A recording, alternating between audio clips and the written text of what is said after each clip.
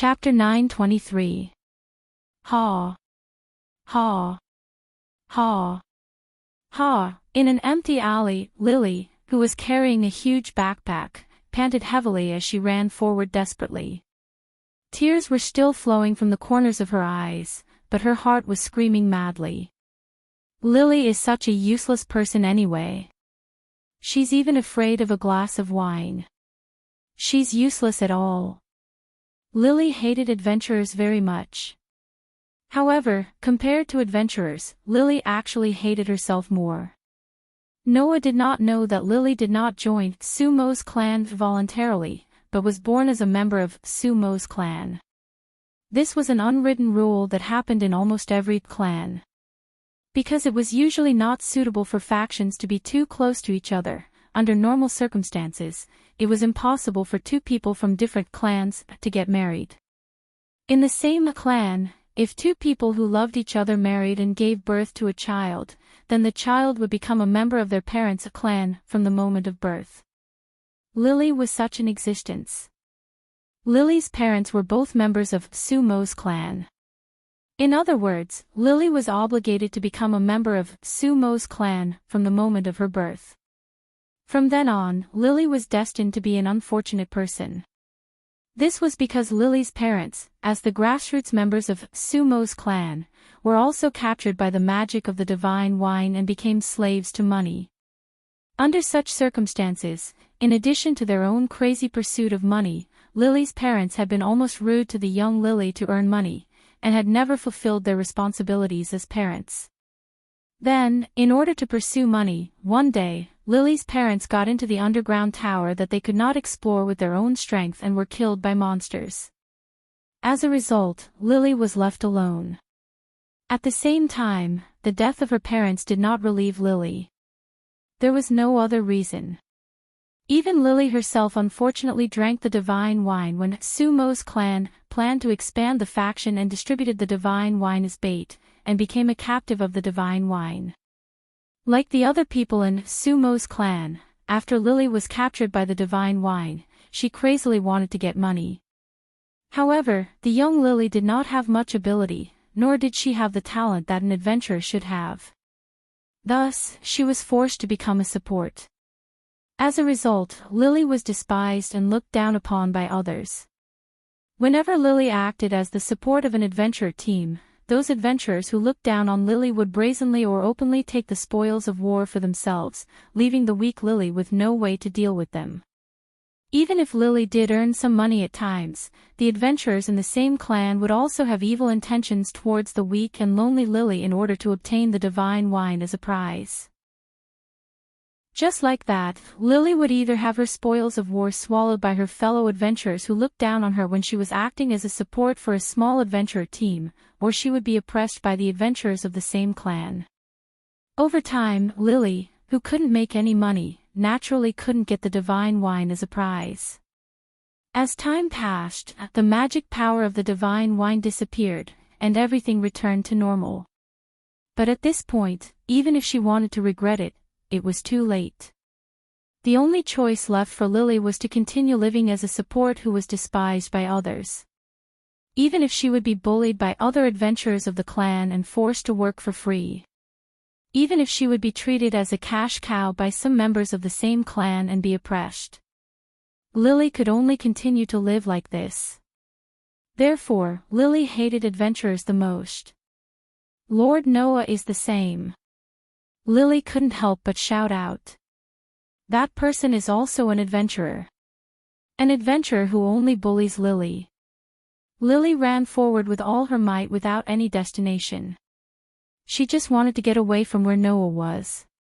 Only in this way could Lily erase the complicated feelings in her heart for Noah. In fact, growing up in such an environment, although it was hard, it also made Lily not become a fool. Instead, she was quite smart. In this case, how could Lily not see that Noah lowered himself to form a team with a professional support who didn't even have the talent of an adventurer? Not only that, but he also split the profits equally. That was just a way to help Lily in disguise. It was because she understood this that Lily didn't want to believe it. She didn't want to believe that in this world, there would be an adventurer who would help others unconditionally, and help a person who didn't hesitate to steal and rob. Of course, Noah had already said at the beginning that he only intended to give Lily a chance because Lily was a person with a story. If Lily didn't seize this opportunity, then Noah wouldn't continue to meddle in other people's business. It sounds so nice, but in the end, isn't it just sympathy for Lily? Lily ran forward and got angry. Lily doesn't need the adventurer's sympathy. Holding such negative emotions that were close to a dead end, Lily kept drilling into the depths of the empty alley. Just as Lily came to a corner, a foot stretched out from the side corner and blocked Lily's way. Lily, who didn't notice this, was directly tripped by that foot. She didn't even have time to react before the ground began to enlarge in front of her eyes. Bang! With a muffled sound, Lily could only tilt her body at the last moment, letting her shoulder hit the ground to lessen the impact on her body.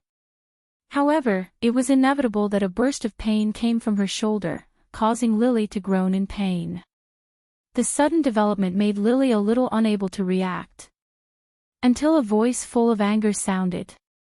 "You actually ran away.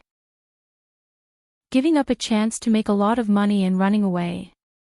Along with such an angry voice, a few figures walked out from the side alley. The leader was an orc. It was a very strong orc whose face was filled with ruthlessness. Seeing this orc, Lily's face turned pale. If Noah was here, he would definitely notice. These adventurers led by the orc were all people who were hiding in the bushes yesterday. And only Lily knew. These people were none other than a portion of the adventurers who had been squeezing him dry despite sharing the same clan as himself. "Hey, Eddie." With a tone full of anger, the orc squatted down and laughed angrily. "I should have told you the day before yesterday. Since you can earn so much money by following that tyrant, then you should just keep following him. Think of ways to follow him and stick to him. That way, you'll be able to make a fortune, right?" After saying that, the orc's expression became irritable. "But, Eddie, you didn't listen. Not only did you suddenly run away yesterday, but you also deliberately came so late today to make that tyrant give up on you. Now you ran away again, didn't you just give up such a good opportunity?" Not only the orc, but also the adventurers who followed the orc stared at Lily angrily.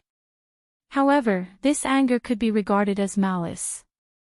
After all, even if Lily continued to follow Noah and made a lot of money, in the end, the money would fall into the hands of these guys. Because of this, these guys were furious that Lily ran away from Noah. The day before yesterday, Lily and Noah came back from the underground city. After getting a good harvest, these guys who had been oppressing Lily found Lily's opportunity.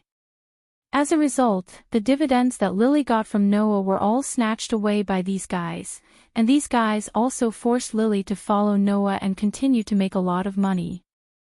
The next day, Lily became so abnormal in front of Noah. Yesterday, Lily said that there was a gathering in the clan and that she needed to ask for leave, but it was a lie. Today, Lily deliberately came late so that Noah would give up on her.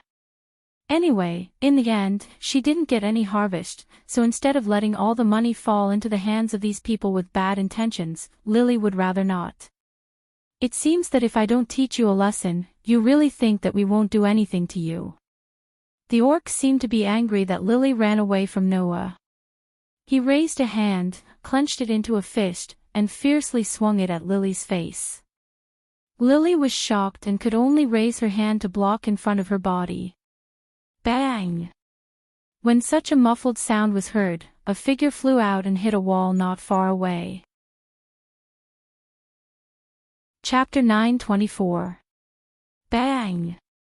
When the muffled sound that made people's hearts shrink shook the entire empty alley, Lily's delicate body trembled violently, but the expected pain did not come for a long time, making Lily open her eyes in surprise. Immediately afterward, Lily saw it.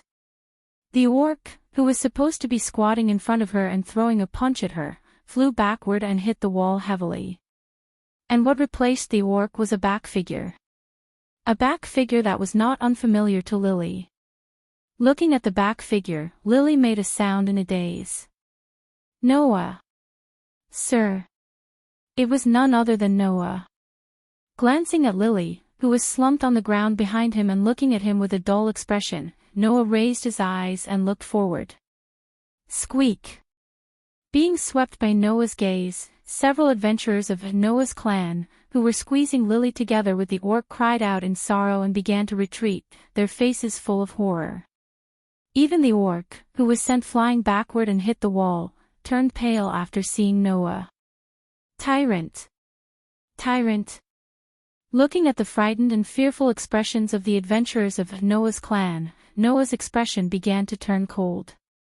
It seems that it was wrong to let you leave yesterday because you did nothing. As early as these guys appeared and chased Lily into the alley, Noah discovered them. It was precisely because he discovered that these guys were chasing Lily that Noah's heart moved.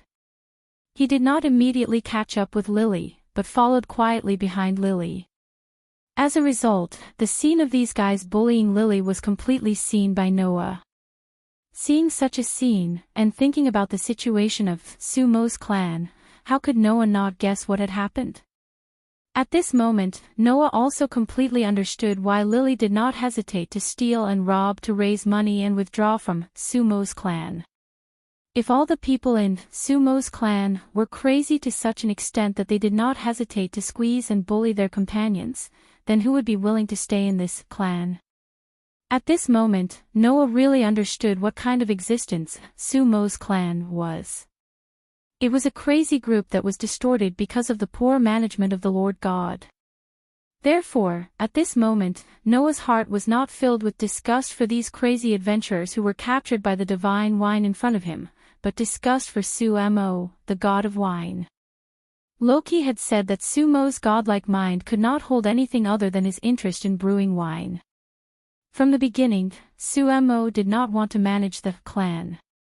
He only thought about how to brew wine and how to raise the cost of brewing. Loki even jokingly said, "That silly god probably doesn't even know what's going on with his own clan right now, right?" Such a sentence. This was enough to prove who caused the madness of Sumo's clan. As long as Sumo, as the Lord God of the clan, put his mind on his clan, then even if he distributed the divine wine to the members of the clan as a prize, it would not make Sumo's clan become such a group. Because a word from the Lord God, no matter which clan it was, carried the greatest weight. Sumo only needed to say, "If you want to drink the divine wine, you must make money by regular means," then even if the adventurers in Sumo's clan were captured by the divine wine, they would not become irrational beasts. He was not even willing to give such a sentence, and allowed the members of his clan to become like this, creating a distorted clan. Sumo's irresponsibility was the main culprit. When he thought of this, Noah's disgust for Sumo rose to the extreme, and the words he spat out became dangerous. "I'm in a very bad mood right now. If you don't want to die, then scram." Hearing this, every adventurer of Sumo's clan present, including the orc, had a sudden change in expression. A look of fear appeared in their eyes and faces. No one doubted Noah's words. This was because Noah's words carried a sense of danger that made people's hearts tremble. No one doubted that Noah had that ability. This was because the fact that Noah had single-handedly destroyed the entire family of Apollo was known to everyone in Eulalia. At that moment, the few adventurers of Noah's clan, who were still intact, screamed and fled in the opposite direction of Noah as if their lives depended on it. "Wait for me." The beast man that had been sent flying by Noah's kick was rolling and crawling on the ground in a sorry state. He was on all fours, and in the blink of an eye, he was nowhere to be seen. The entire alleyway became silent. Noah turned around and cast his gaze on Lily, who was still sitting on the ground and looking at him blankly, and fell silent. After learning about Lily's situation, Noah realized that the girl in front of him might not be doing well than he had imagined. His self-righteous help to Lily not only did not make the girl's situation better, but also caused her to be targeted by those with bad intentions, which led to all of this. Just as Noah fell into silence because of his improper consideration, Lily lowered her head and squeezed out a sentence with difficulty. Why? Her voice was very soft.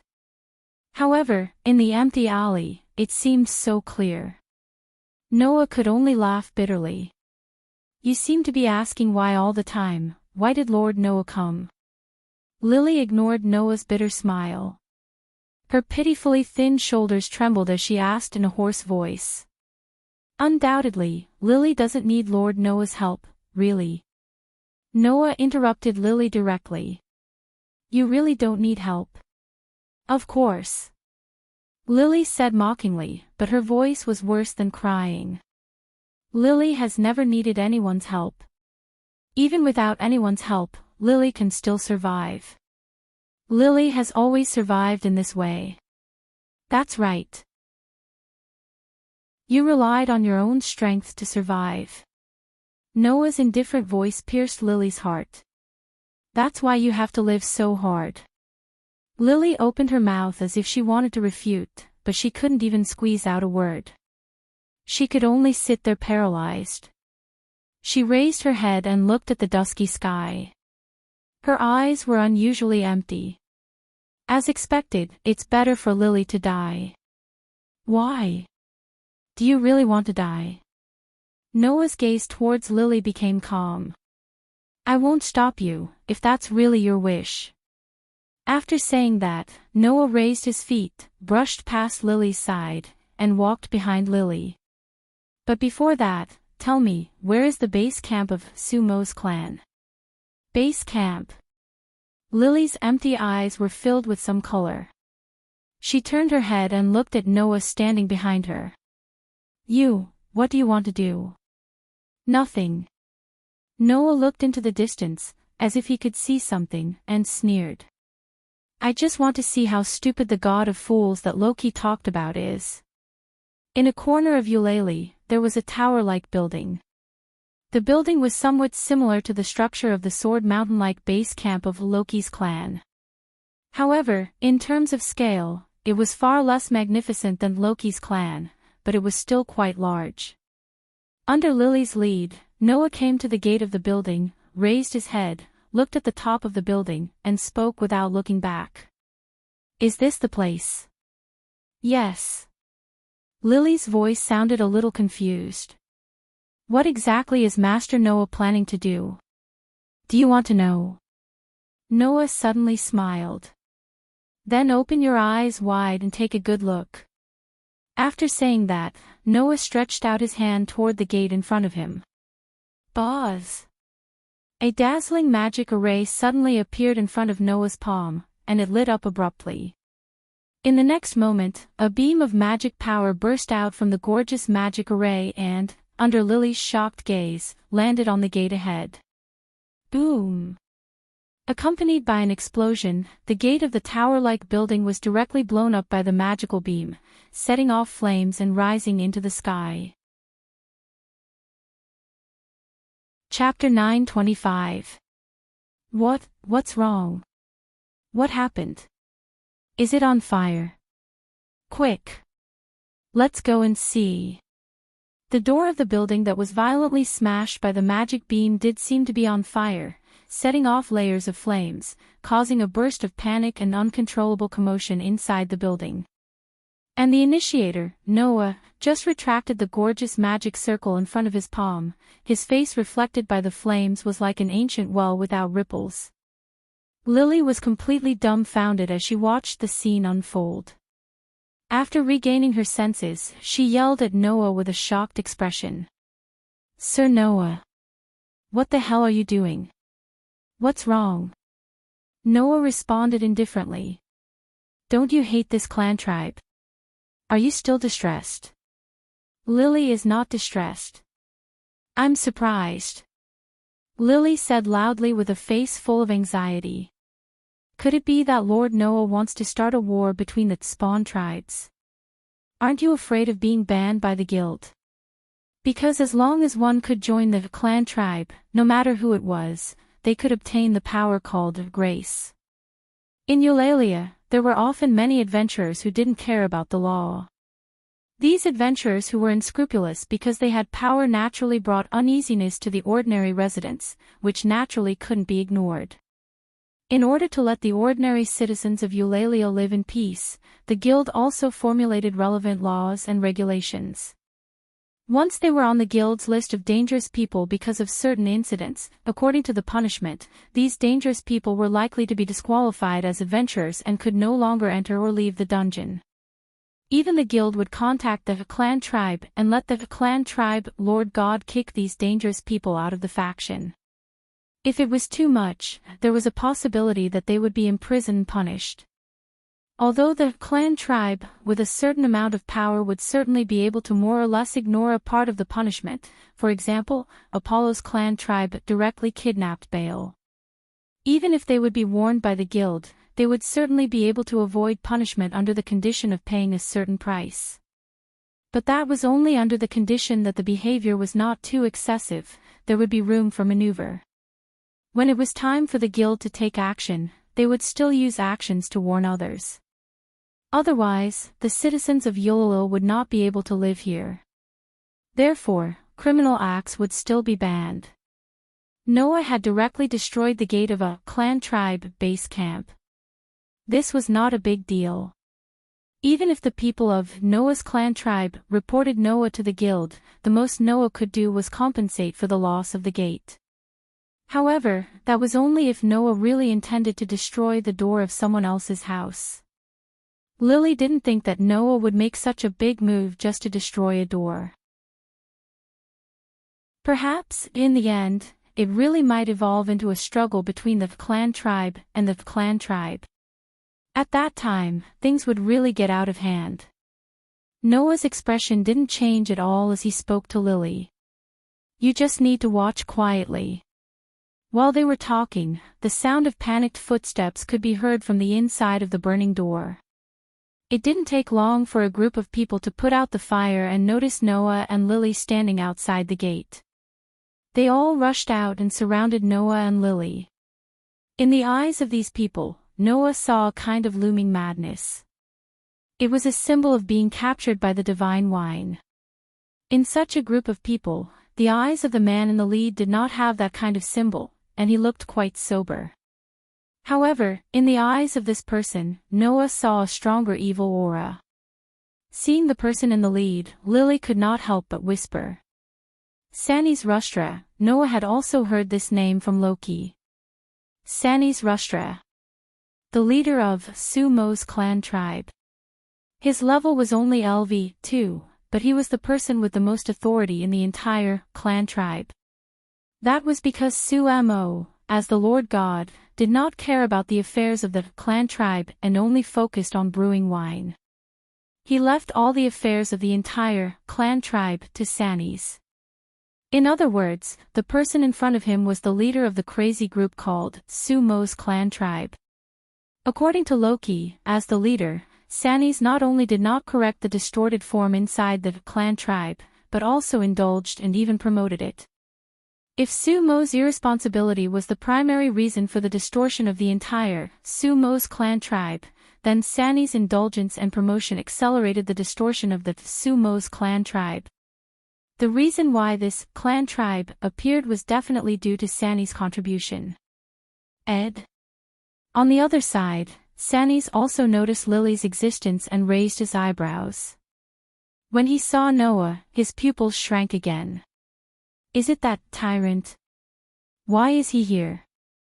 With such doubts in his heart, Sanis did not hesitate. He took a step forward and shouted at Noah from a distance.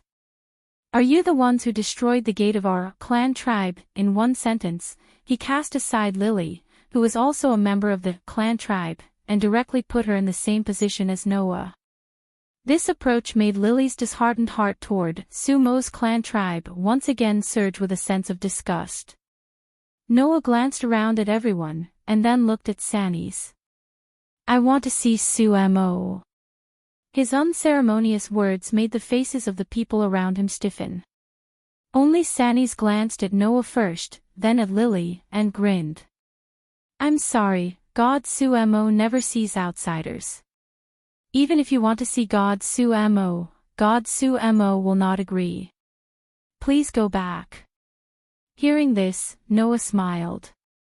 I didn't say that I needed to get permission to go in.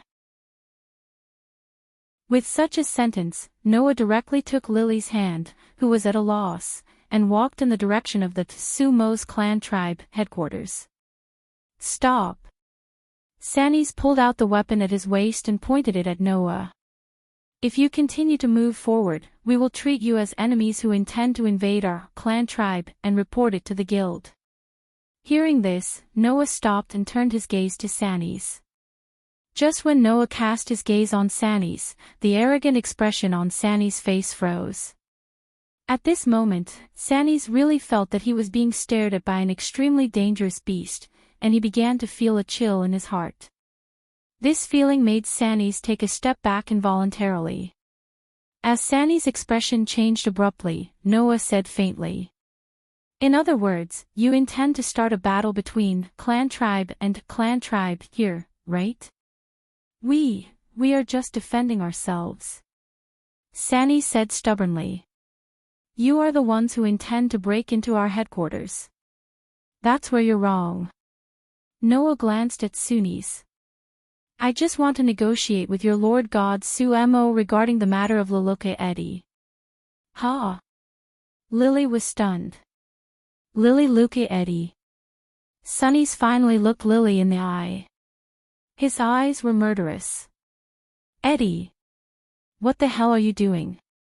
Lily suddenly fell into a state of confusion. Without giving Lily time to react, Noah spoke directly. I have already said the reason. If you stop me again, then I can only try to break in like you said. Having said that, Noah looked at Sanis with an intriguing gaze. Or, do you really intend to be enemies with me? Sanis' expression stiffened. Enemies. Enemies with the tyrant who single-handedly destroyed the entire clan tribe of Apollo. Only a fool would do that. I see, I will take you to see God Sumo, Sanis suddenly sneered. However, our Lord God is not the kind of guy who will receive guests politely. Eddie, you should know this best, right? Lily's face darkened as well. Only Noah had a thoughtful look in his eyes. On the top floor of the tower-like building, there was a private room. The interior of the room was furnished with a huge cabinet that was big enough to cover a wall. There were many seedlings of plants and transparent wine bottles inside. Other than that, there were only some normal furnishings in the room. In this room, there was a young Adonis who looked a little thin and tall, wearing loose clothes similar to a robe. Seeing this young Adonis, Lily could not help but feel nervous, which made Noah narrow his eyes. He was Sumo. Chapter 9:26. In the depths of the room with a spacious balcony, the god named Sumo was sitting at a work table, shaking the liquid in a transparent bottle and slowly pouring several different colored liquids from other bottles into it. As Sumo moved, the liquid in the bottle began to emit a charming wine fragrance. The aroma of the wine made Sanis' expression ease up, but it also made Lily's face turn pale bit by bit. There was no doubt that Sumo was making divine wine. Although it was not finished yet, the smell of the wine was enough to intoxicate the average person. However, while making the divine wine, Sumo did not pay attention to anything else at all.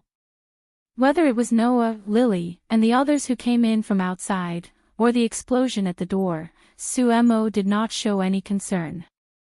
He just mixed the ingredients for the wine there. Faced with Sumo's attitude, Noah felt a little angry. If Sumo was so focused that he could not care about anything else, then it would be fine. At least, that would mean that Sumo did not know what was going on around him. However, Sumo had obviously noticed the arrival of Noah and the others. In the end, this god just stood there with a look of indifference. In other words, Sumo was ignoring Noah and the others, and it was not that he did not notice the arrival of Noah and the others. Lily seemed to have expected this situation, and she bit her lip with her pearly white teeth. Sannies, like Lily, was not surprised by Sumo's cold attitude at all, and even showed some contempt in his eyes. This person was actually looking down on his Lord God. Under such circumstances, Sannies glanced at Noah and sneered. He took a step forward and said, "Don't worry. God Sumo, there is a guest here who seems to be planning to negotiate with you about some matters regarding your subordinate, Luluka Eddie." As soon as Sannies' voice fell, Sumo's movement slowed down a little, but he did not stop and threw out such a sentence. "I'll leave it to you." From Sumo's words, Noah did not hear any part of trust. Obviously, Sumo said this not because he trusted Sannies and intended to leave the matter to Sannies, but because he was pushing the matter away.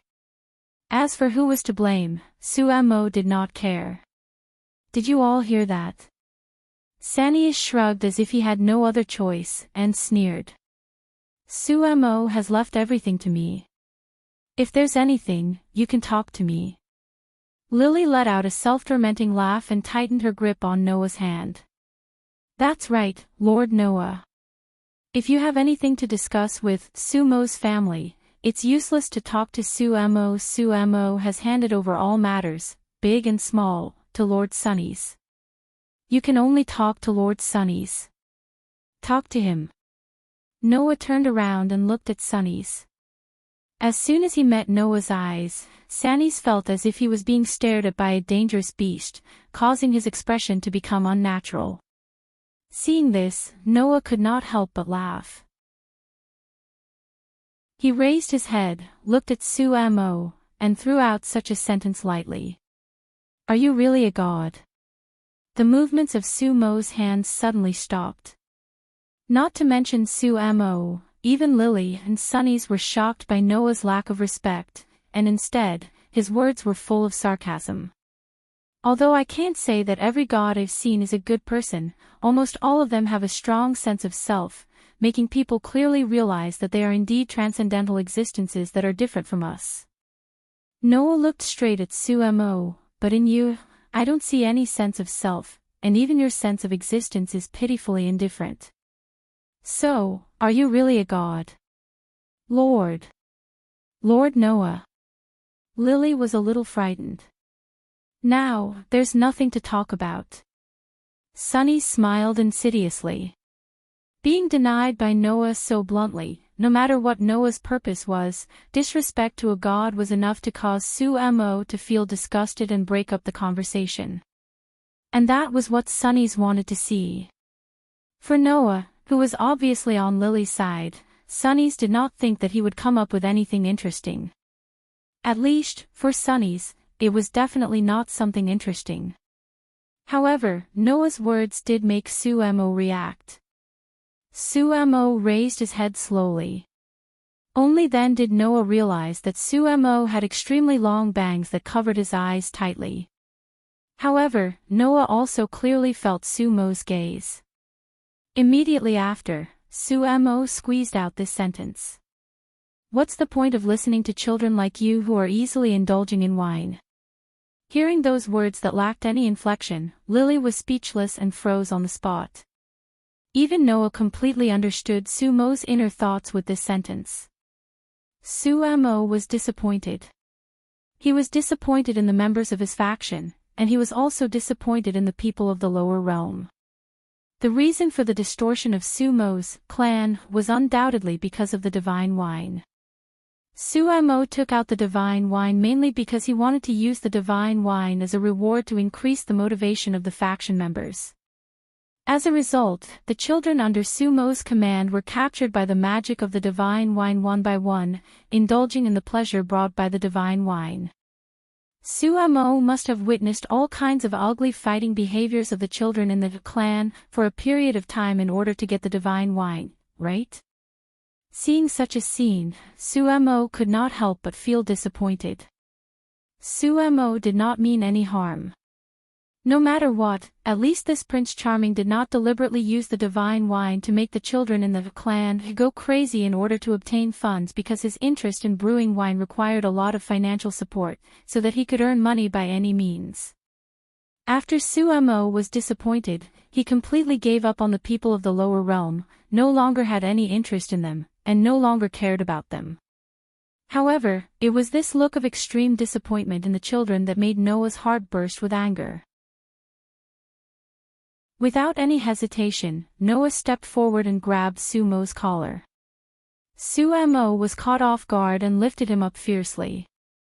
"Lord Noah!" Lily turned pale with fright and was thrown into a panic. "You! What are you doing?" Sanis's expression also changed greatly, but he did not intend to step forward.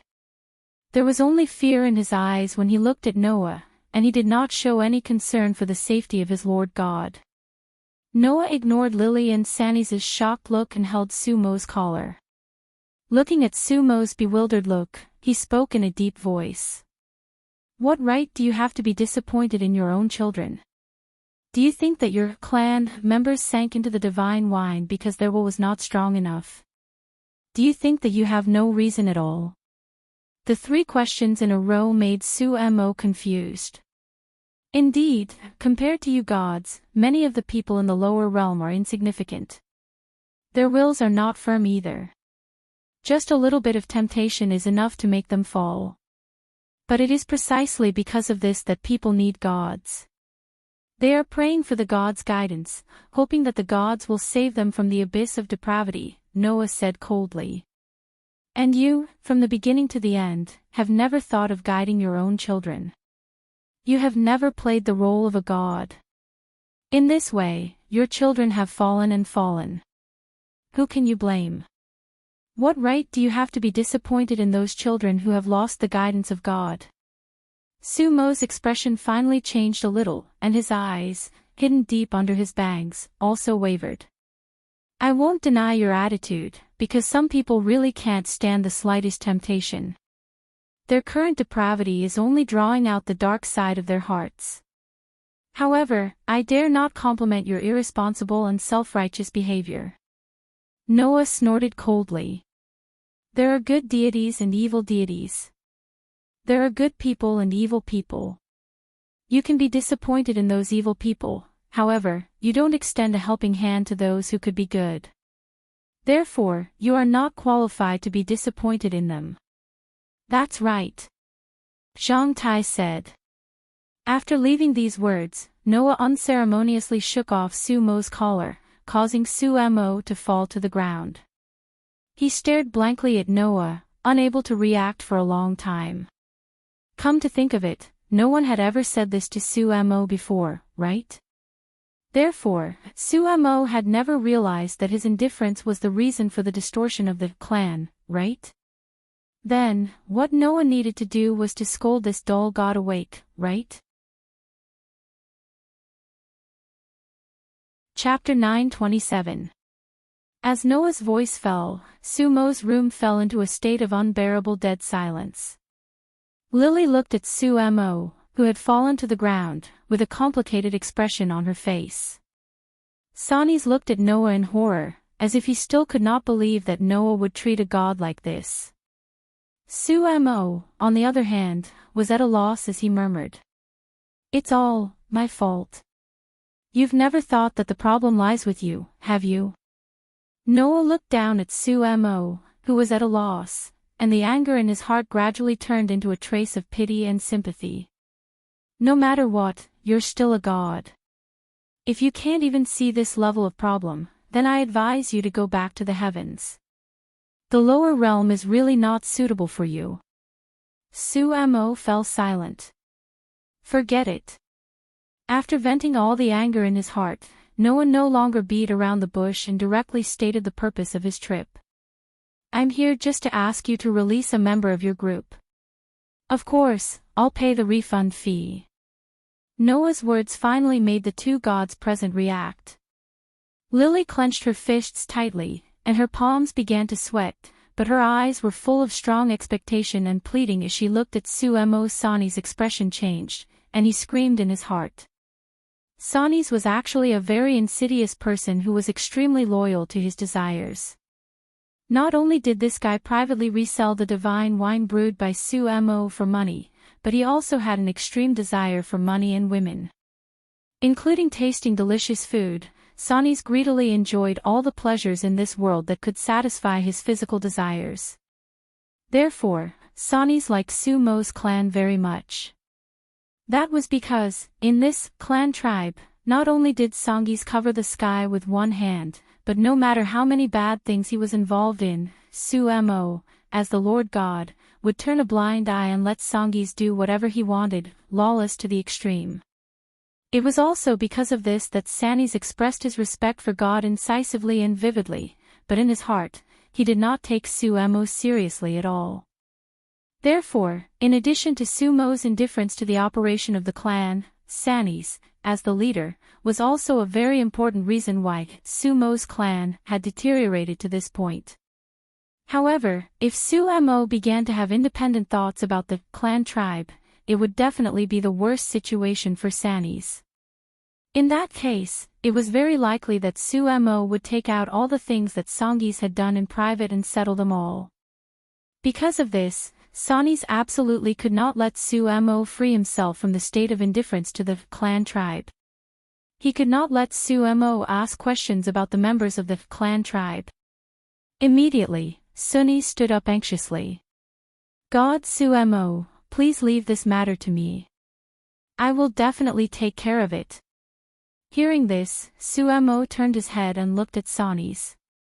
Seeing that his overgod was looking at him, Sanis had an ominous premonition. It was impossible for Sumo not to know what kind of person Sanis was. The reason why he had always allowed Sanis, a person with an ugly heart, to run amok in the clan tribe was not because Sumo did not know what kind of person Sanis was, but because he was disappointed in the children of the lower realm and did not care about the character of the people who managed the clan tribe. Now, with Noah's words, although Sumo could not be said to have come to his senses, he finally looked at the problem in front of him head-on. In this way, how could Sumo, who understood Sanis' character, listen to Sanis' words? Therefore, Sumo just glanced at Sanis, and immediately cast his gaze on Lily. After a while, he nodded. I understand. Sumo finally began to ask about the matters of the clan tribe. Damn it. Sanis' head heated up, and he looked at Noah fiercely and roared violently. It's all your fault. The hot-headed Sanis suddenly pulled out the one-handed sword at his waist and rushed in Noah's direction without any hesitation. The weapon in his hand drew a cold arc, and he slashed fiercely at Noah's head. Whoosh! However, almost at the same time, a foot seemed to appear out of thin air, carrying a whistling wind, and kicked heavily on Sanis' chest. Bang! The muffled sound rang throughout the room. Sanis spat out a mouthful of blood, and his whole body flew backward like a kite with a broken string, at a faster speed than when he rushed in Noah's direction. He hit the wall heavily, his head tilted, and he fainted. Only then did Noah retract his foot. He seemed to be talking to himself as he spoke indifferently. As a LV2 high-level adventurer, this guy will not be confused by the divine wine, but his conduct and actions are uglier than those who are confused by the divine wine.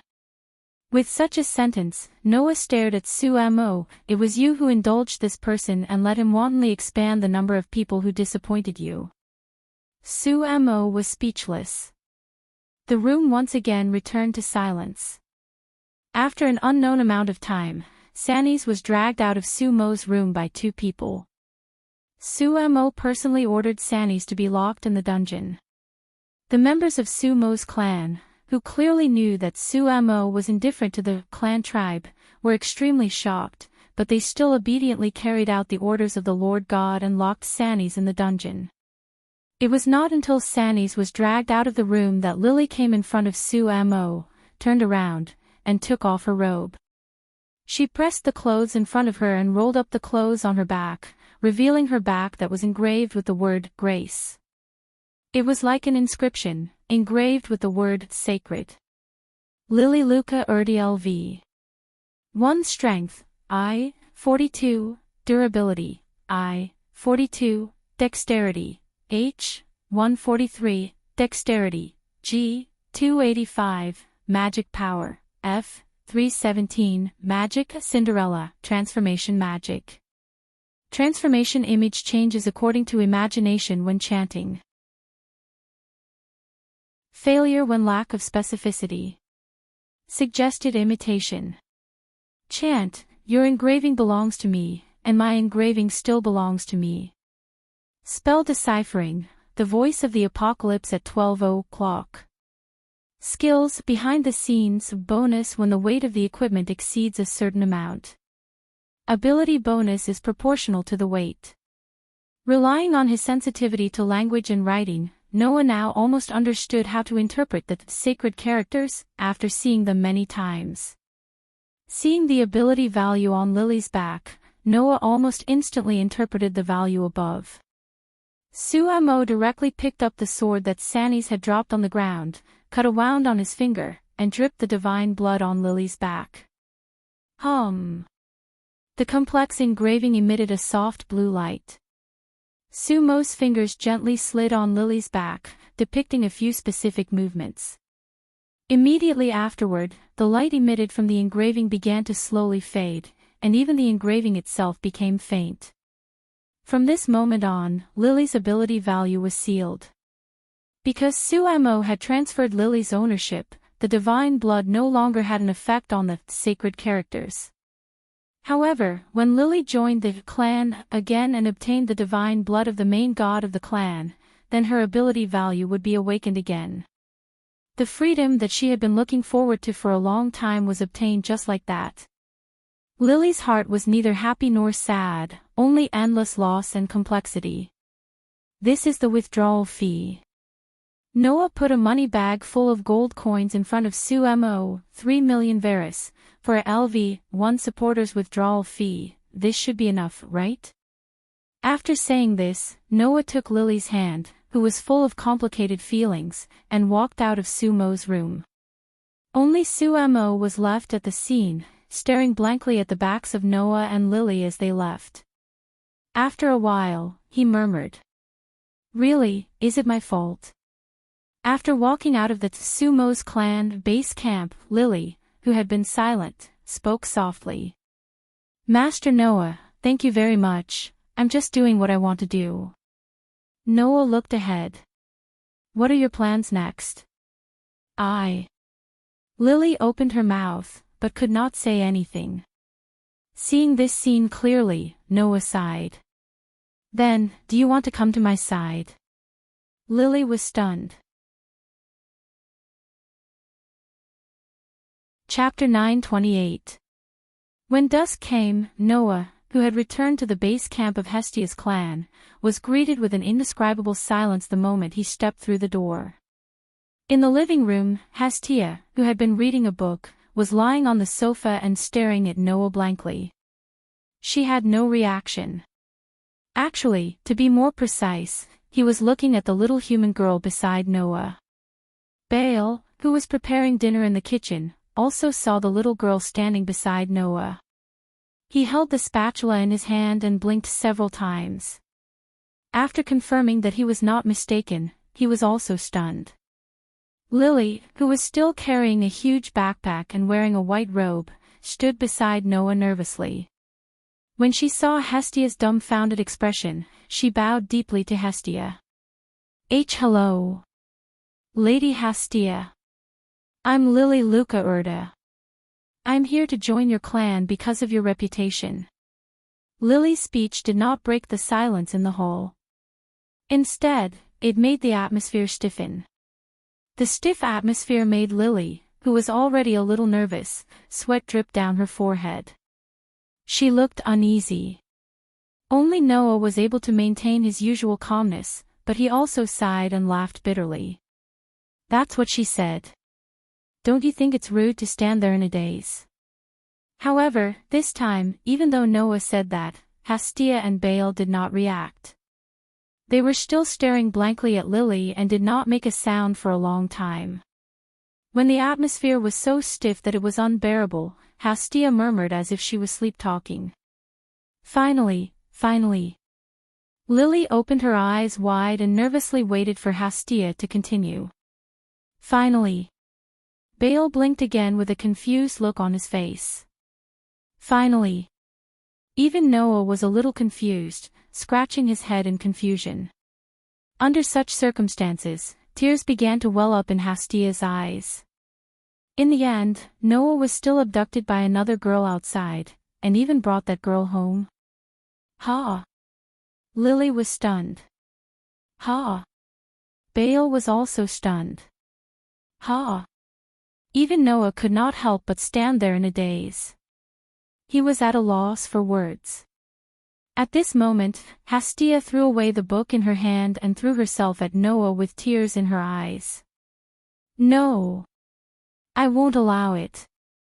Hastia shouted. Before Noah could react, she threw herself on Noah and hugged Noah's head tightly with both hands. She even clamped her legs tightly on Noah's waist as she cried. I can't be abducted by a girl outside. Noah! All girls are vixens. They will eat Noah until there's nothing left. Only I, a pure virgin goddess, am worthy of you. Oh! Oh! Noah, who was hugged by Hastia, was completely stunned. His head was pressed in Hastia's arms, and his face was directly pressed into the goddess's breasts. Then, without even the time to feel shaken, Noah's breathing gradually became uneven. In the end, he couldn't even breathe, and his face turned ashen. Even if he was a god slayer, he still needed to breathe. Even if he was the darling of the world, Noah couldn't live without air. Therefore, under that unexpected attack, Noah's biggest crisis in history actually occurred at this time. Unable to even speak, Noah was so suffocated that his eyes rolled back and he fell to the ground. Lord Noah! Lily exclaimed. Exalted!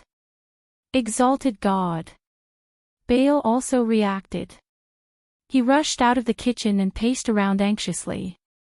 Quick! Let go of the leader. He's going to die.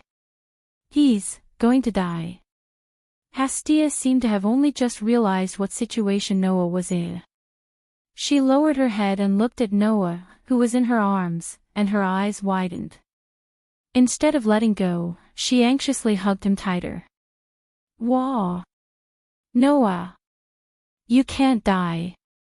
If you die, what will happen to me? Then hurry up and let go of me. Noah roared in his heart, but because of the lack of oxygen, he began to gradually become confused. Even his hands and feet became weak, and he couldn't pull away from the goddess. In the end, Noah could only faintly hear the screams of Hastia, Lily, and Baal, and then he lost consciousness. 10 minutes later, Noah, who was lying on the sofa, pressed his head and looked weak. Seeing Noah's weak appearance, Lily and Baal shuddered.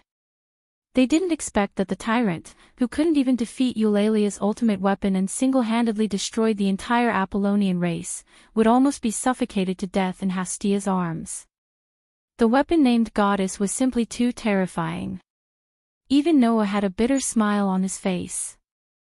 I almost became the first god slayer in history to be suffocated to death by a girl. Hastia looked at Noah with tears in her eyes. Noah, what did you just say? Nothing. Noah sighed loudly, sat up from the sofa, and looked at Hastia with an annoyed expression. I want to ask you, what's wrong with you? Who told Noah to be abducted by a vixen outside? Hastia stared at Lily and pointed at her nose. By the way, who the hell are you? Lily's body stiffened when she saw Hastia's fierce glare. She didn't know what to do. Hey, Commander, Baal sneaked up to Noah and whispered. That child is the one who stole the weapon you bought for me last time, right? Yes. Noah didn't hide anything and nodded. Well, a lot of things have happened. In short, this child isn't a bad person. Don't worry about what happened in the past. No. I don't care. Baal quickly shook his head. Commander, you bought the weapon for me. Of course, you can decide what to do with it. I won't have any objections. That's good. Noah scratched his cheek and turned to Hastia, who was glaring at Lily. Hastia, don't be so hostile. A lot of things have happened to this child. She has suffered a lot in the past. If possible, I hope you can let her join our clan, so that she can enjoy the good times after the suffering. Hestia immediately raised her eyebrows, but her eyes didn't move away from Lily. She stared at Lily and puffed up her cheeks. Are you really not a bad girl who wants to abduct Noah? Lily doesn't have such thoughts. Lily quickly shook her head. Lily is just an insignificant supporter. How could I possibly abduct Lord Noah? That's hard to say. Hastia's eyes were filled with doubt.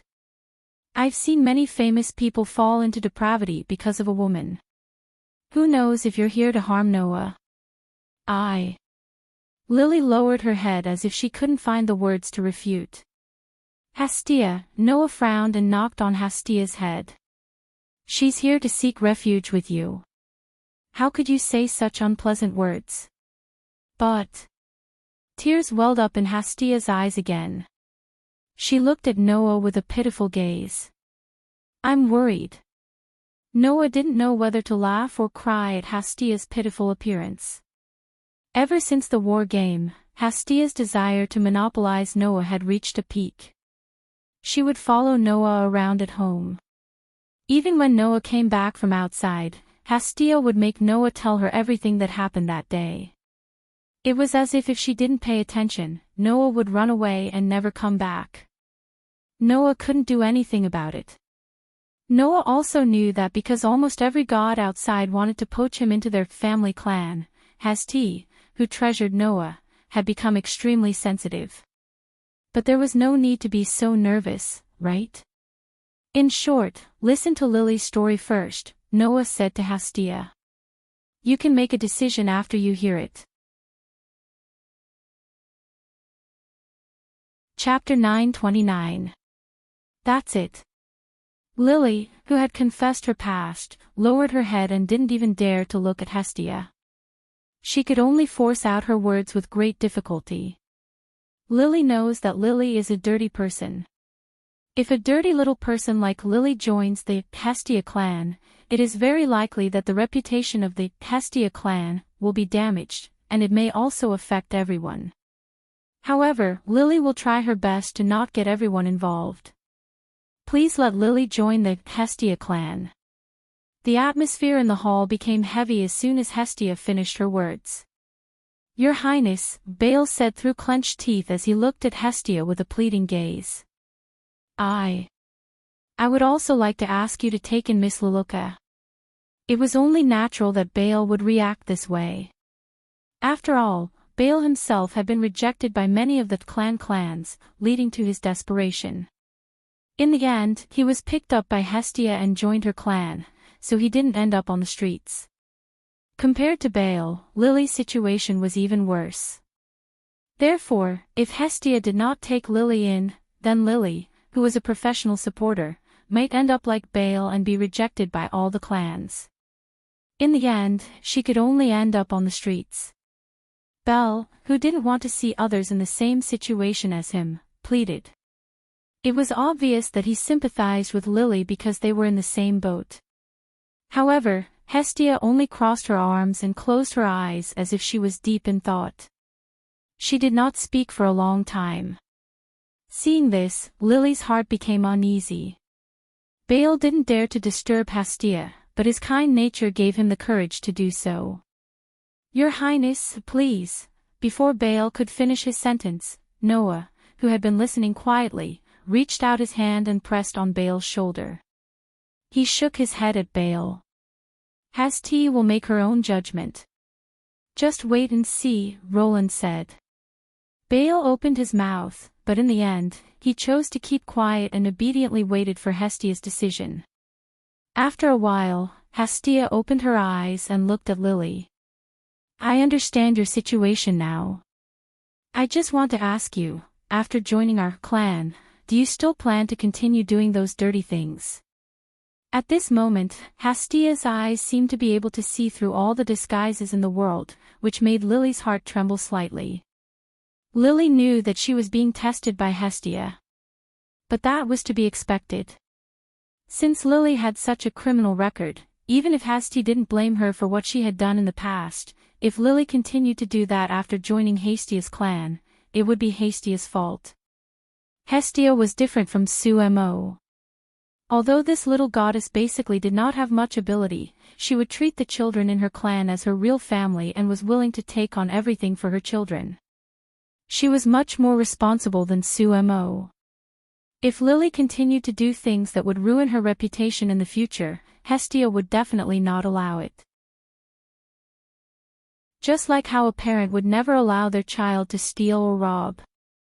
Now, Hestia was in such a state. Under Hestia's gaze, Lily couldn't hide her feelings anymore. Because in front of God, the people of the lower realm could not lie. Once they lied, they would be seen through by God in an instant. Therefore, Lily took a deep breath and said the truest words in her heart. In fact, Lily also hates herself for being a dirty person, so Lily will not continue to do that kind of thing. The whole hall was suddenly silent. Hestia's eyes stared closely at Lily's eyes, and after a while, she said so. Then, if you do it again, what should I do? That won't happen, Lily said firmly. Lily will never do that kind of thing again. The moment he finished speaking, silence spread throughout the hall once again. Both Hestia and Lily remained silent. They kept looking at each other and didn't move their eyes away. Finally, Hestia nodded. I understand. In that case, I will allow you to join my clan. Hearing this, Lily abruptly raised her head and revealed a pleasantly surprised expression. Not only Lily, but even Bale was beaming with joy. But Hestia's expression suddenly became fierce. You must not have any ideas about Noah. Lily's eyes widened at Hestia's warning. Before Lily could react, Hestia trotted to Noah's side and hugged Noah's arm. She looked down at Lily condescendingly. Noah belongs to me alone. No one can have him. Lily's face twitched. For a moment, Lily had a strong urge to change her mind. She wanted to join Hestia's clan. Exalted goddess. Even Belle had an awkward expression on his face as he apologized to Lily. I'm sorry, Miss Lily. Lady Exalted Goddess means no harm. She just likes Leader too much. That's right. Hestia raised her head and said proudly. In this world, no one likes Noah more than I do. So, no one is allowed to touch my Noah. Hestia said proudly. What she did not know was that her love did not make Leyland's heart beat faster. Instead, it made him feel very heavy. Noah could only look at Lily speechlessly. Don't worry about this guy. Since you've joined our clan, you can live here from now on. Yes. Lily agreed with a face full of joy. However, Bale suddenly raised his hand timidly. There are only 3 rooms here, right? Noah and Hestia looked at each other in dismay. Indeed, there were only 3 rooms in this house. I can sleep in the living room. Bale quickly said. There's a sofa here. It's more comfortable than a bed. I can sleep in the living room. How can that be? Lily quickly shook her head. Lily is the youngest in Hestia's family. She should be the one to sleep in the living room. That won't do. Hestia objected, but what she said was different from what she had expected. I don't feel safe letting Miss Supporter sleep in a place where I can't see her. What if she suddenly breaks into Noah's room in the middle of the night? Lily and Bale were speechless. At this time, Hestia's eyes slightly turned and lit up. Right. Just let Miss Supporter stay in my room. Noah, Bale, and Lily looked at each other when they heard Hestia's words. Indeed, this was the best way to go. Unfortunately, Hestia didn't finish her words. Let Miss Supporter sleep in my room, and I'll share a room with Noah. Hestia finally revealed her plan. This way, I can keep an eye on Noah and prevent Noah from being abducted by a vixen. Lily and Bale almost fell to the ground. Even Noah felt weak all over. Is this Lolita goddess thinking about such nonsense all day long? That's enough, Noah said helplessly as he rubbed his temples. I'll let Lily sleep in my room. What? Hestia, Lily, and Bale were stunned. Then, they all cried out in surprise. Eh. When Noah heard their cries, he knew that they had misunderstood. What are you thinking? Noah rolled his eyes. I'm planning to go to the dungeon depths again tomorrow, so I won't be back for a while. That's why I let Lily sleep in my room. Hearing this, Hestia, Lily, and Belle finally let out a sigh of relief. An expedition to the deeper levels of the dungeon? Hestia asked worriedly. Is there a problem? It's not the first time I'm going to the dungeon depths. Noah rubbed Hestia's head. How could there be a problem? Hestia nodded and looked at Noah. Then you have to be careful. Don't worry. Noah smiled and nodded. Lily and Bale were envious. Entering the dungeon depths. Ordinary adventurers couldn't go to the dungeon depths. When would they be able to enter the dungeon depths? Noah's thoughts started to wander. It was time to leave this world. Chapter 930.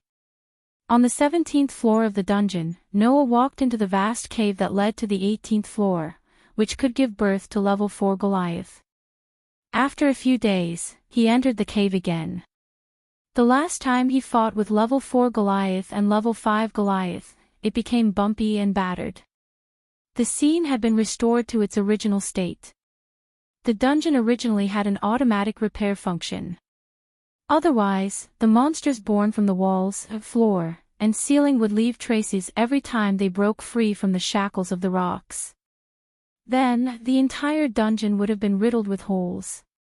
Hence, Noah wasn't surprised at all when he saw that the cave was still intact.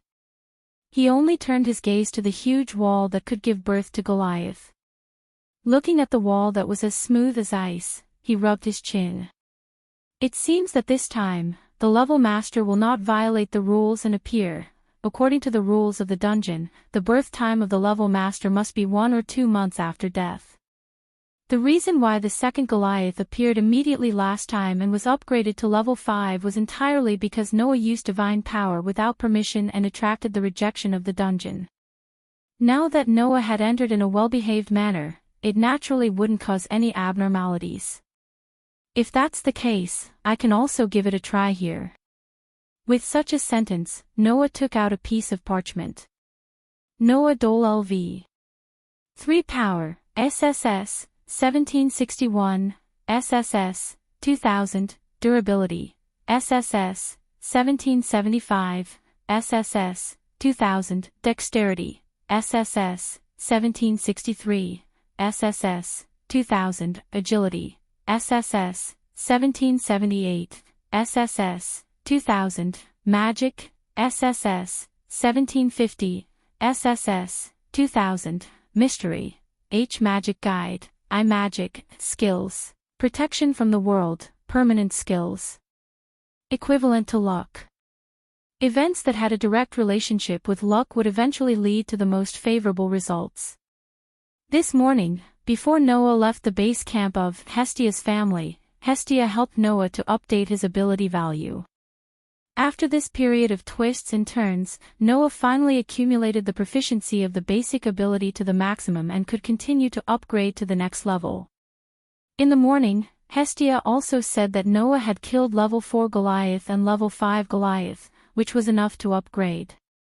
Noah could be upgraded to level 4. However, Noah did not let Hestia help him upgrade. This time, Noah had to do it himself. Since I found out that divine power not only reacts to authority, but also to grace, I have always had this idea. Noah held the parchment that recorded his ability value. Perhaps, I can also upgrade my ability value by myself. Who knows? This was not a baseless claim. This was because Noah's divine power was derived from a drop of God's blood that Hasti had dropped into Noah's body.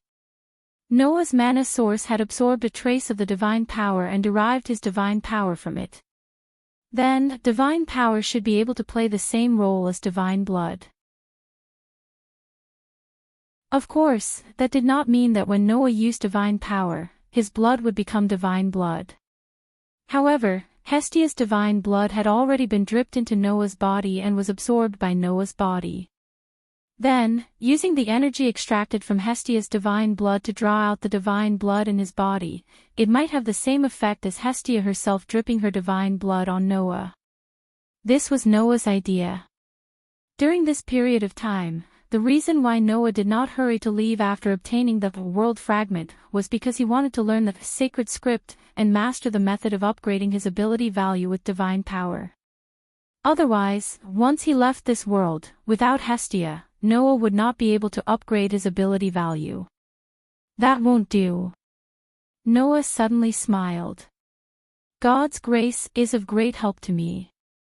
In fact, from the perspective of the improvement in strength, Noah's improvement brought by God's grace was really nothing much. After all, Noah had the authority that could rival divine power, and the gate of Babylon that was not inferior to the authority in the slightest. Compared to the power of authority and gate of Babylon, the improvement that God's grace brought to Noah was really nothing. However, the grace of God could continuously draw out the possibilities in Noah's body.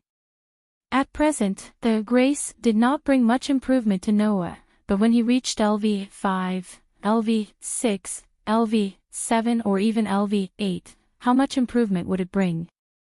If there was no end to the improvement, then how much improvement would it bring? This was one of the reasons why the grace was valued by Noah. The second reason was that the grace brought three aspects of development: ability, skills and magic. For example, the mystery that could cause miracles, or the magic that could increase the power of magic, and so on. These development abilities were very useful. Coupled with the discovery of skills and magic, as long as he could obtain a powerful skill or magic, it would be a profit for Noah. Then, there was the last and most important reason.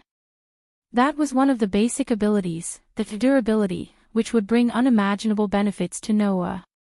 This ability was mainly used to improve the body's ability to resist attacks, the ability to reduce physical damage, and the ability to bear the burden of the body. Don't forget, when Noah used the authority, once he used two avatars, not only would his magic power enter a state of intense consumption, but his body would also bear an unimaginable burden. Now, Noah had an unlimited source of magic power, so his magic power was no longer a problem.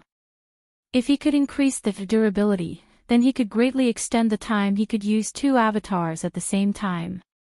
In this way, when the durability ability was increased to the extreme, it would not be a dream for Noah to freely use all 10 avatars. Of course, using avatars at the same time would also bring a burden to the spirit. But Noah's soul was originally very strong, and the strength of the spirit, which was directly linked to the soul, would also continue to increase. Considering from this point of view, it could be understood how much the grace would help Noah, right? With such expectations, Noah closed his eyes, and his mind was immersed in the source of magic power in his body. With a move of Noah's mind, the dark hole-like source of magic power began to spin, and instantly turned into a source of divine power. Then, Noah controlled the divine power in the source of divine power, and let the divine power flow through his body. At this moment, Noah felt the ability value on his back emit an amazing temperature. Immediately, Noah poured the divine power into the ability value on his back in one breath. Clang! Outside, Noah's back suddenly bloomed with a blue light, illuminating the whole space. Immediately after, Noah's mind entered a dreamlike state. It was as if he was constantly sinking into the depths of his body, discovering some bright specks of light. Noah's mind was shocked, and without hesitation, he used his mind to wrap up those spots of light, and led them into his body. Suddenly, on Noah's back, the hard-to-understand text began to jump, and gradually changed. After an unknown amount of time, the text followed the blue light and disappeared into Noah's back. At the same time, a wave of information followed the flow of divine power in Noah's body, and rushed into Noah's mind. Noah Dole LV. For strength, SSS, 2000, A, 846, durability, SSS, 2000, A, 868, dexterity, SSS, 2000, A, 855, agility, SSS, 2000, A, 873, magic, SSS, 2000, A, 842, mystery, H magic, A swordsman, I magic skill, protection from the world, a permanent skill. Equivalent to luck. Events that were directly related to luck would eventually lead to the most beneficial result. The corner of Noah's mouth slowly lifted. Chapter 931. This was a very peaceful forest. There were no signs of human habitation, and there was no end to it. It was like an endless ocean. At a glance, everything was green. In this tranquil forest, a small stream slowly flowed from afar. It was like a small Milky Way, embellishing this lush sea of trees, giving people a feeling of being in a paradise. However, this tranquility did not last long. Bang! Accompanied by an extremely sudden and heavy muffled sound, a rather large black shadow suddenly shot out from a corner of the forest. Soon after, it crashed onto the ground. Dong! Under the impact of the rather large black shadow, the ground trembled slightly. Gravel flew everywhere, and smoke rose everywhere. After which, amidst the dense dust and rock fragments that flew in all directions, the enormous black figure rubbed against the ground, plowing a long gully on the ground. It dragged for nearly 100 meters before slowly coming to a stop. Upon closer inspection, it was actually a giant made of stone. It was about 2 to 3 meters tall, and had an extremely sturdy human silhouette. Paw paw paw paw. The sudden huge movement caused the birds in the forest to flutter their wings in panic and flee. A-oh!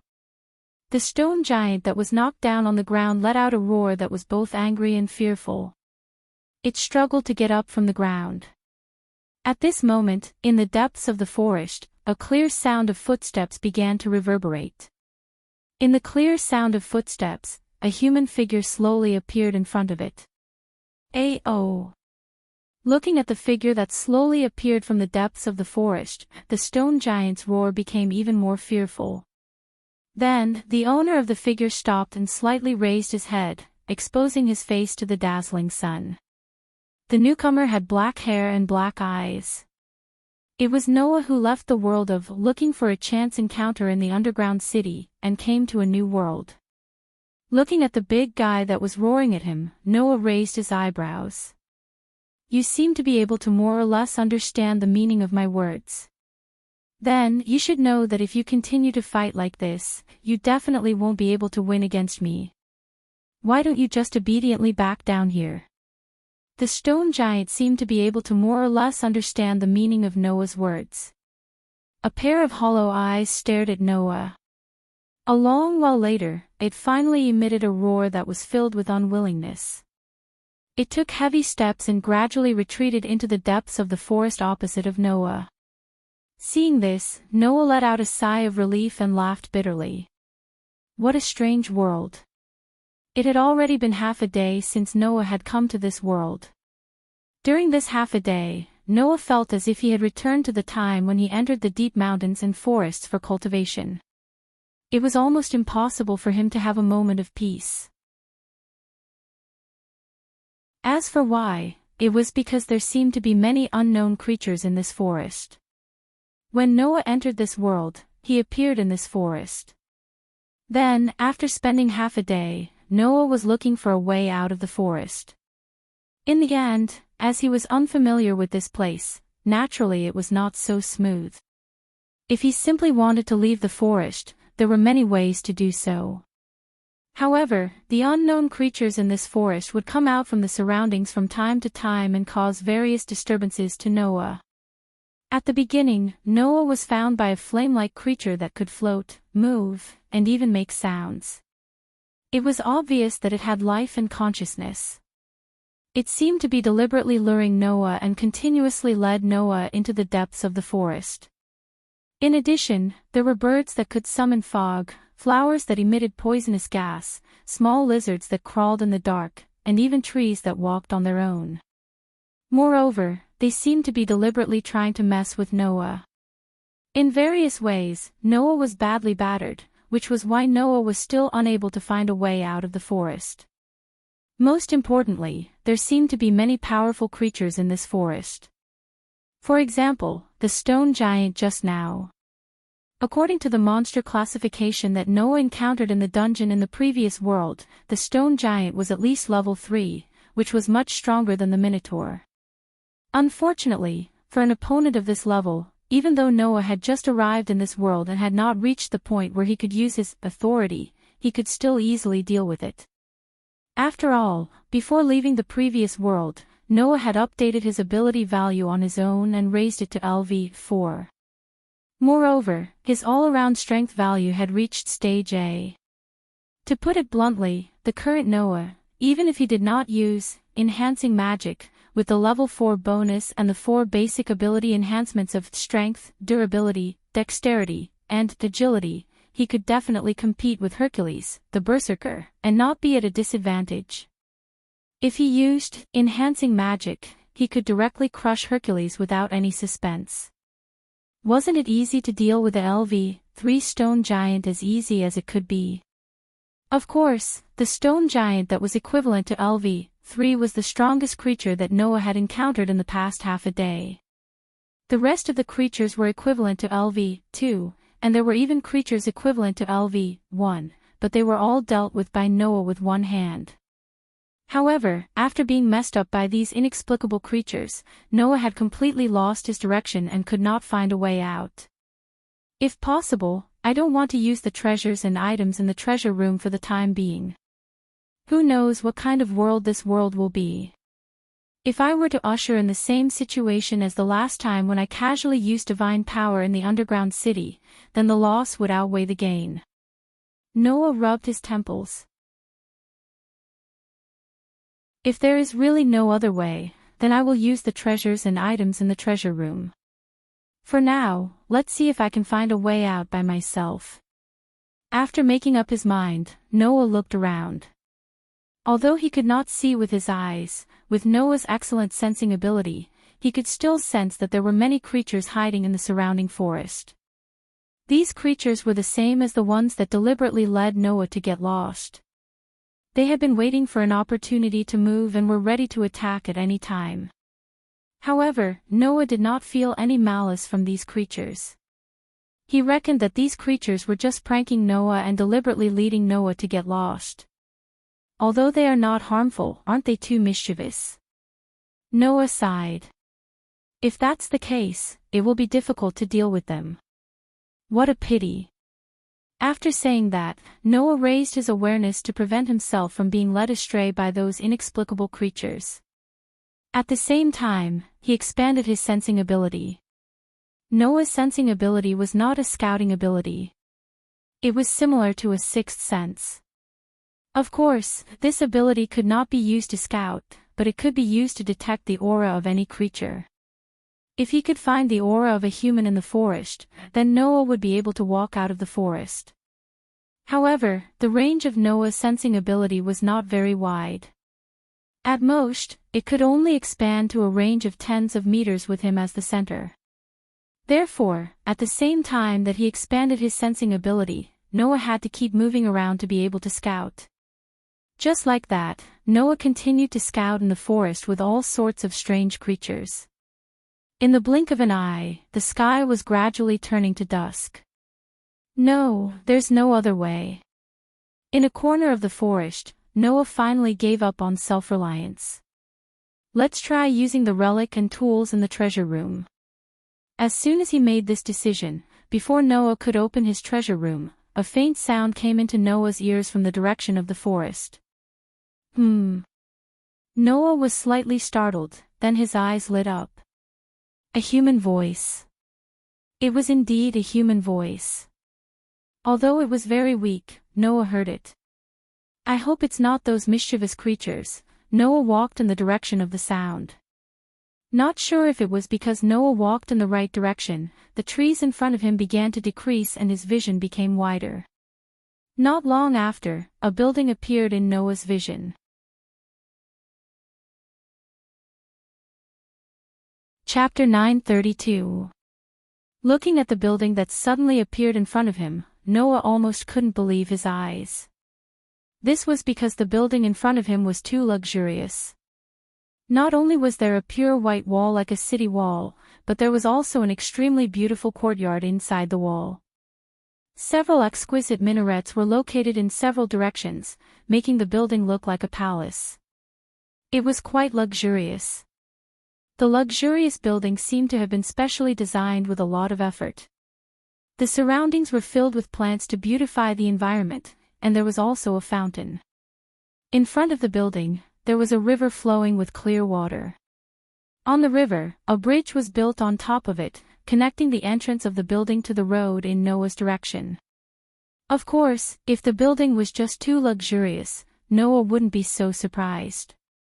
However, in such a forest with all kinds of strange creatures, there was actually such a luxurious building, which was really surprising. The faintly discernible sounds that Noah heard came from inside the building.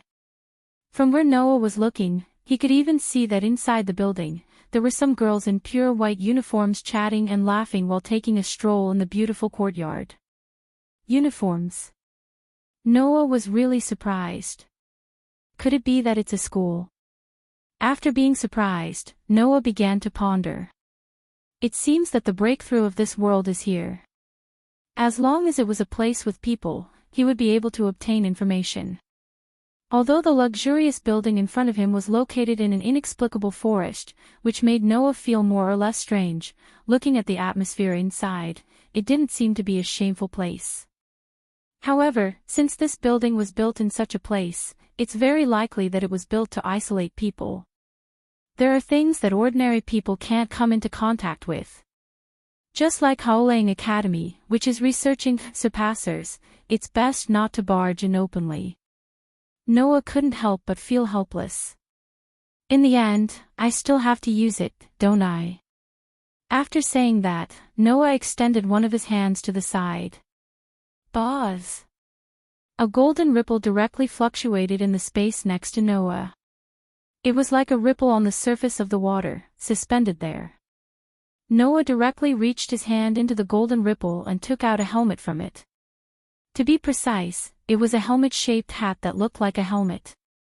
Although this hat didn't have any combat effect, it was still a treasure. Almost everyone knew that Hades, the king of the underworld in Greek mythology, had a helmet that could make him invisible. This was Hades' helmet of invisibility. Its only ability was to hide the wearer's body so that no one could discover the wearer's existence. Even smell and sound could be eliminated, achieving the effect of complete invisibility. I've lived for so long, but I've never tried to become invisible. Suddenly, Noah's of course. Buzz! In the next moment, Noah's figure slowly disappeared amidst the tremors in the air. Once he sneaked into the luxurious palace-like building, the first thing he did was to the courtyard. Around him, there were girls in pure white uniforms, chatting and laughing as they passed by. Each of the girls had the temperament of a lady from a wealthy family, which made Noah extremely curious. Why would such a group of girls stay in such a luxurious building in the forest? Could it be that this is the same place as Heartwarming Academy? With such doubts and curiosity, Noah walked forward aimlessly while carefully listening to the conversations of the girls around him. Hey, did you hear? The fire cat and the ice demon from the crow class are fighting in class again. Why is it the two of them again? They quarrel like that every day. How dare they call themselves aristocrats? That's why I can't stand those outstanding problem children in the crow class. After all, one is an elf user from a declining aristocrat, and the other is a lady from a rural aristocrat. It's natural that they don't have good manners. That's true. While saying this, those young ladies with noble temperaments brushed past Noah, who couldn't be seen at all. Noah knitted his brows and mocked them. Don't worry, you're just a bunch of young ladies. No matter how much of a lady from a wealthy family they are, mocking others behind their backs is nothing more than a group of lowly girls. However, from the conversation of the girls, Noah was able to glean a few pieces of information.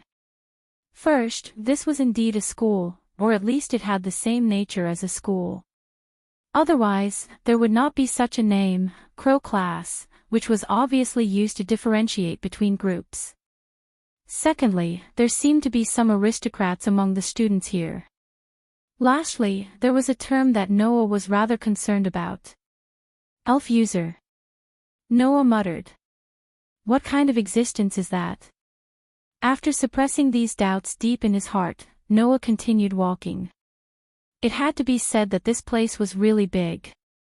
The courtyard alone was enough to build a normal school, let alone a real school, which was ridiculously big. Perhaps it was because it was already dark, but the number of people gradually decreased. This made Noah unable to obtain much useful information from the conversations of the people here. However, Noah snuck into some of the buildings and saw something similar to a classroom, which made him even more certain that this was a school. However, for some reason, the interior environment of the building here was very strange. The stairs were crisscrossed. The corridor had many turns and forks. From time to time, some incredible creatures like the ones in the forest outside would pass by the corridor. Sometimes, they were beast-like creatures. Sometimes, they were creatures filled with a magical atmosphere. Sometimes, they were creatures like will-o'-the-wisps. Sometimes, they were creatures like balls of light. Walking in such a place, it was extremely easy to feel as if one had entered a fairy tale world. The feeling was as if this was not a place where humans should live, but a place where those wonderful creatures should live. Noah, who almost got lost again, finally walked out of those strange buildings with a distressed face. I don't understand. Every time he enters a new world, Noah generally needs to spend a lot of effort to obtain information about the world. For Noah, this is undoubtedly the most difficult stage. After all, if he doesn't first understand what kind of world the current world is, then he will be limited everywhere and can't move freely. If this world also has a world like Gaia and Alea to help, Noah can only leave such a useless hope and continue to walk here. At this time, from one of the buildings, a person walked out. It was a tall woman who wore a red suit similar to that of an office lady. She had long grayish-silver hair and a seductive face full of mature charm. She also wore a pair of small glasses on her face. She looked to be a woman in her 20s or 30s. Noah's outstanding sensing ability allowed him to sense an unusual aura from this mature woman, causing him to stop in his tracks and stand there.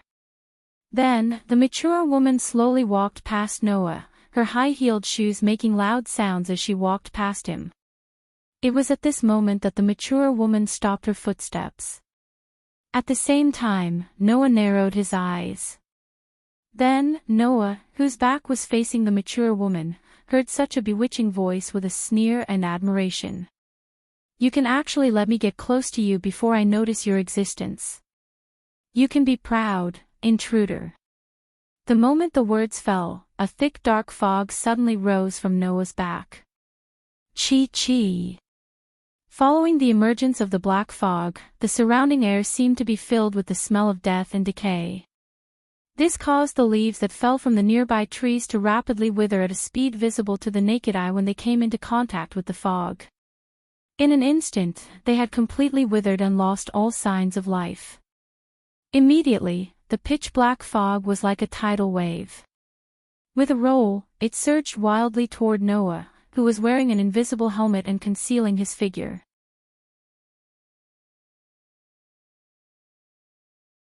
Chapter 933. Who? The thick dark fog surged out and directly shrouded Noah, who was wearing the invisibility helmet. There was not the slightest deviation, telling Noah that the other party was not bluffing, but had really discovered him.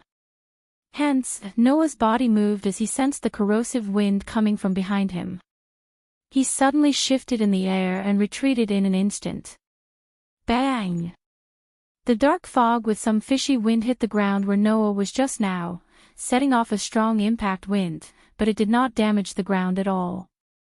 However, if a living person were to come into contact with that corrosive wind, their skin would probably be corroded, right? The pitch-black fog that mist condensed in mid-air, turning into a pitch-black mass that looked like sewage. It fell on one of the mature woman's outstretched hands. The other party held the dark mass like dirty water and licked the corner of her mouth like a cruel demon, but also like an evil witch. Her eyes, which were the same color as her hair, shot straight in the direction of Noah. "Come out, in front of me, that kind of little trick is useless. Don't tell me you haven't heard of my name, Twilight Witch Grey Vath Sharumis." "I really haven't heard of it." Noah curled his lips and took off the invisibility helmet on his head. Immediately, Noah's figure slowly appeared in front of the woman who called herself Grey Vath. "Oh." Grey Vath raised her eyebrows. "It's actually a man."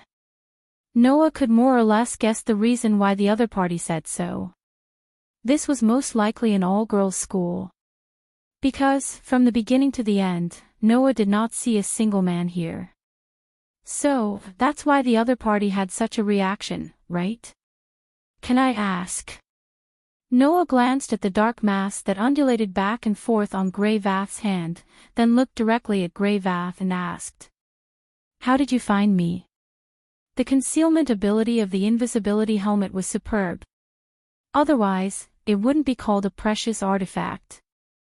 Not only could it completely hide the wearer's figure, but it could also eliminate smell and sound. Logically speaking, apart from someone like Noah who had a sixth sense, they shouldn't have been able to discover it.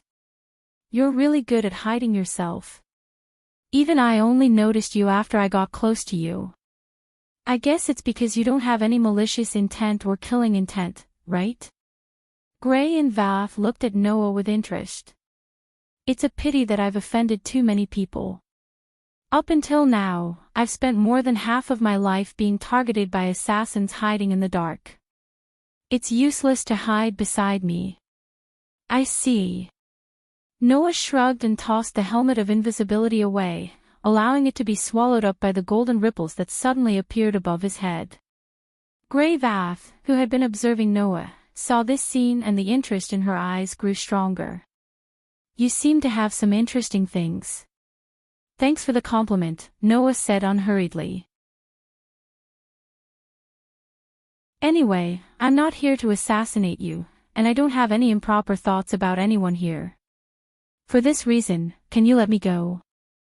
"That won't do." Grey Vath licked the corner of her mouth once again. Her expression was like a demon eyeing its prey, with a hint of flirtatiousness.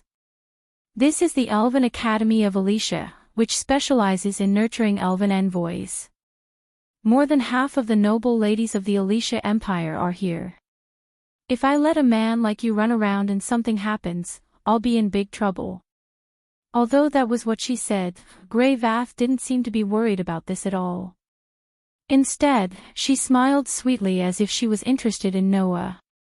"So, young man, you should stay." After saying that, Grey Vath slowly clenched her hand that was holding the pitch-black lump.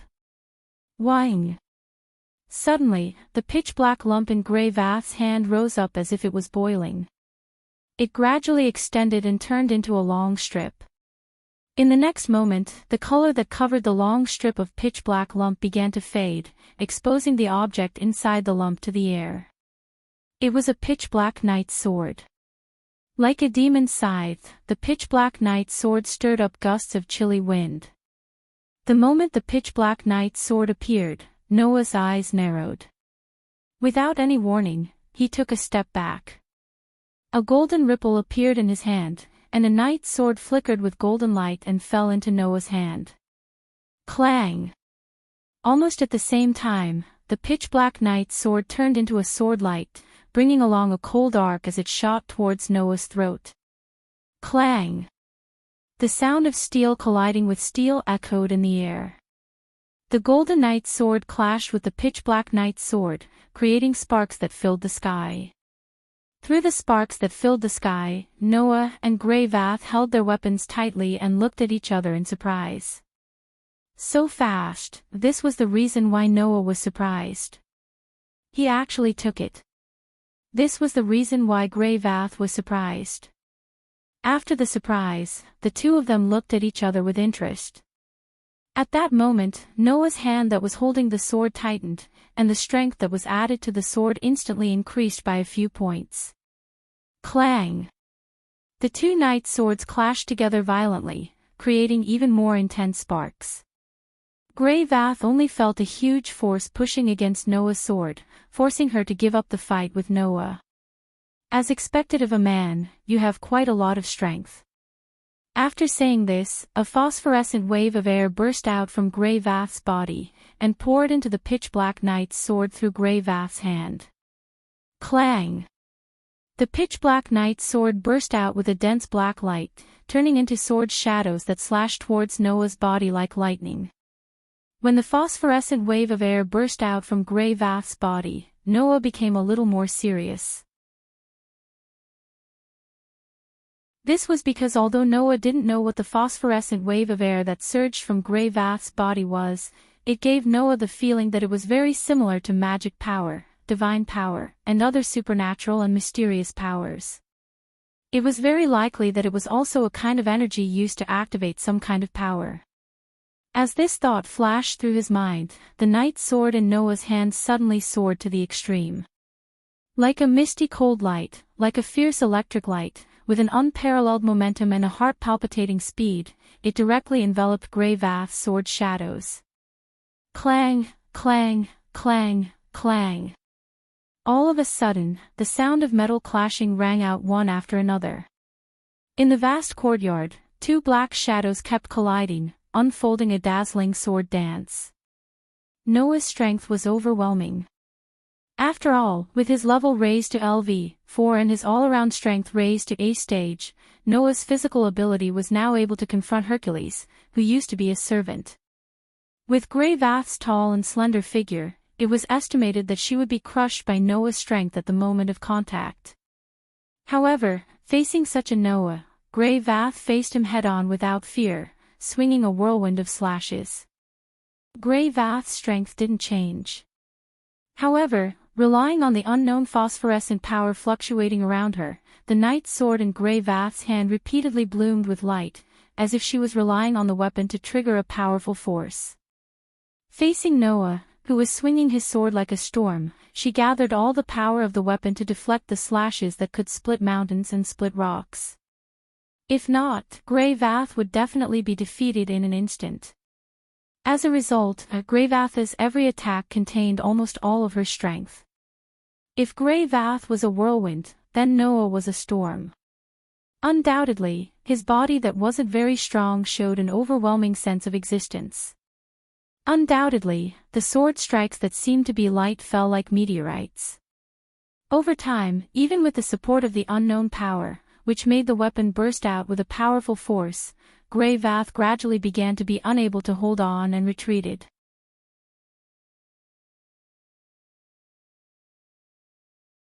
Chapter 934. Clang clang clang clang.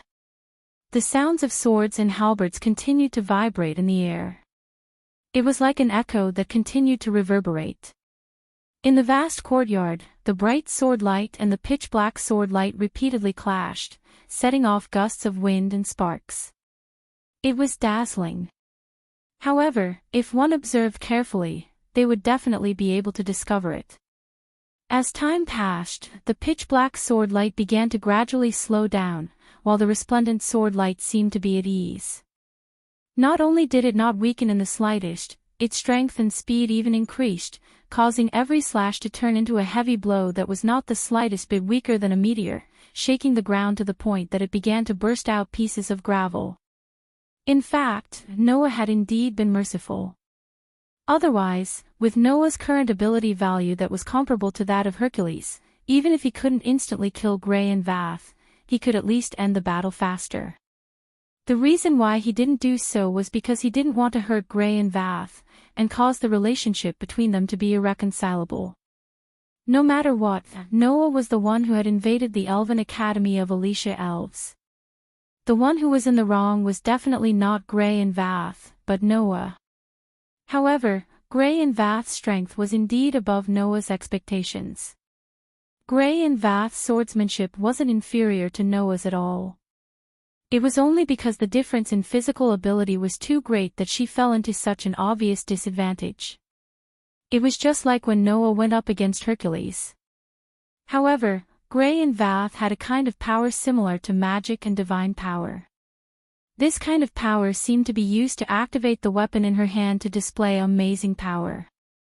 This was why Gray and Vath, who were much weaker than Noah in terms of physical ability, could last until now.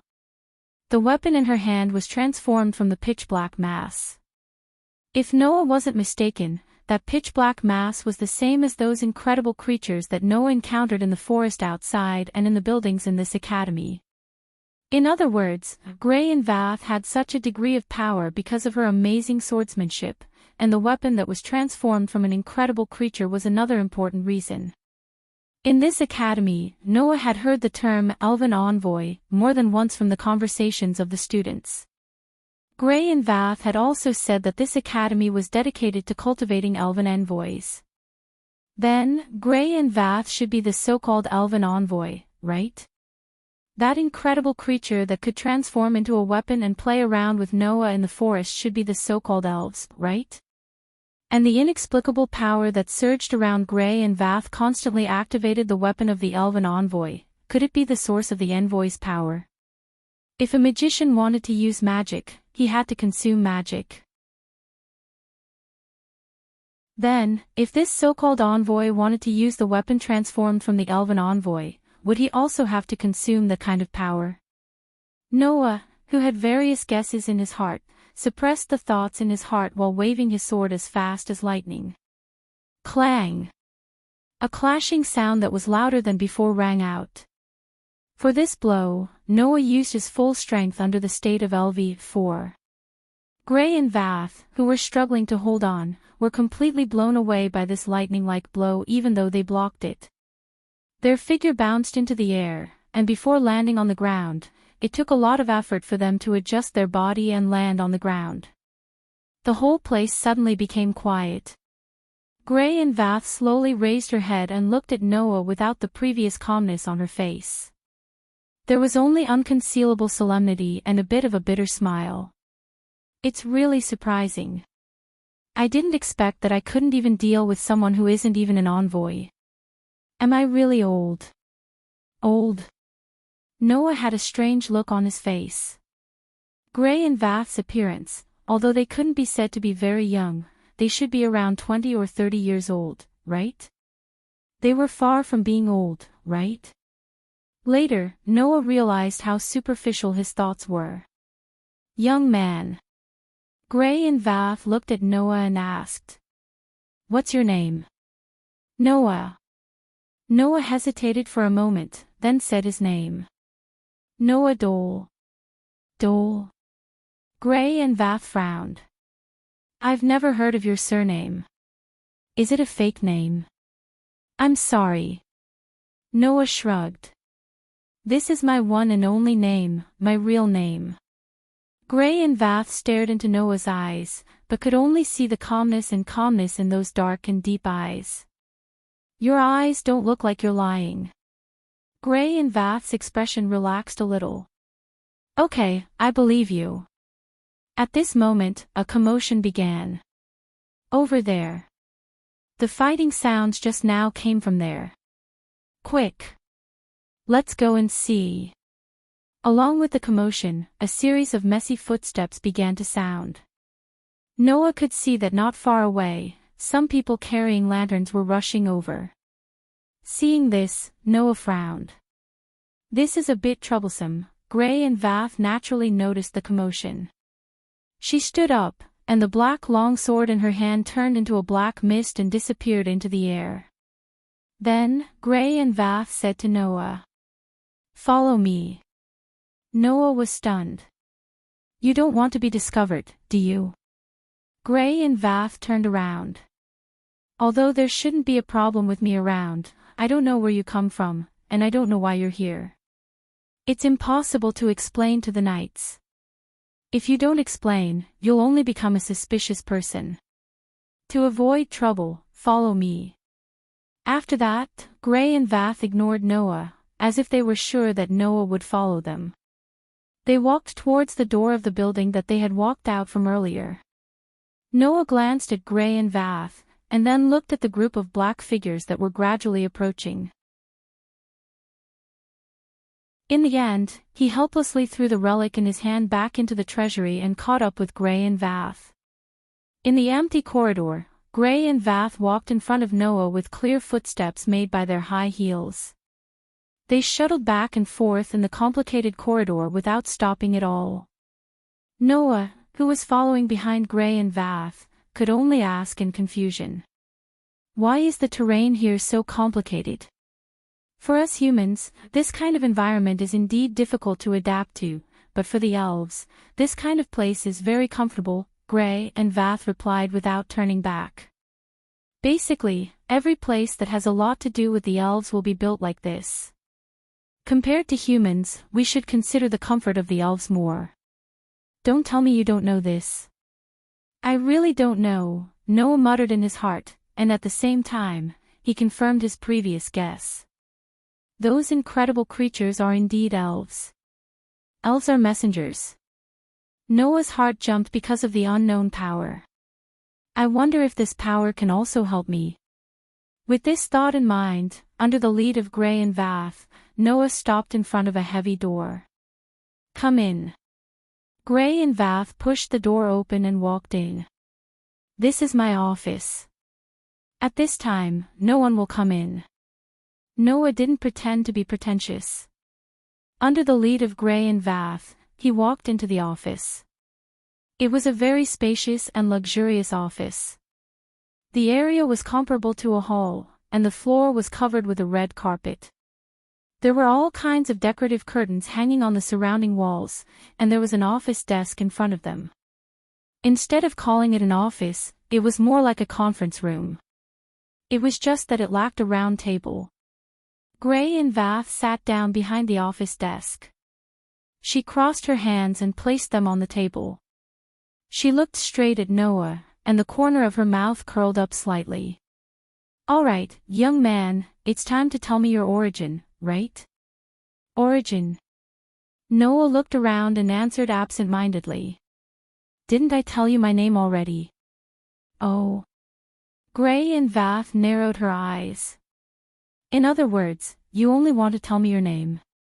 "I want to tell you something else." Noah turned his head and looked at Gray and Vath. "But, even if I tell you, you won't believe me. I might as well not tell you." "You still choose to hide under such circumstances?" "You have guts," Gray and Vath asked. "Then, what is your purpose?"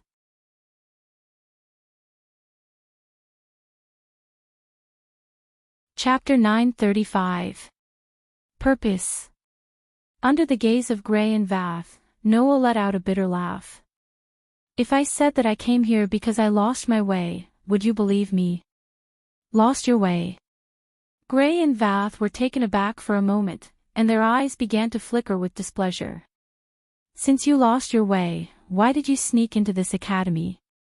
"What can I do?" Noah rolled his eyes. "An academy built in the depths of the mountains and forests. No matter how I look at it, it's suspicious. If there's something shameful here, why would I stupidly barge in through the entrance?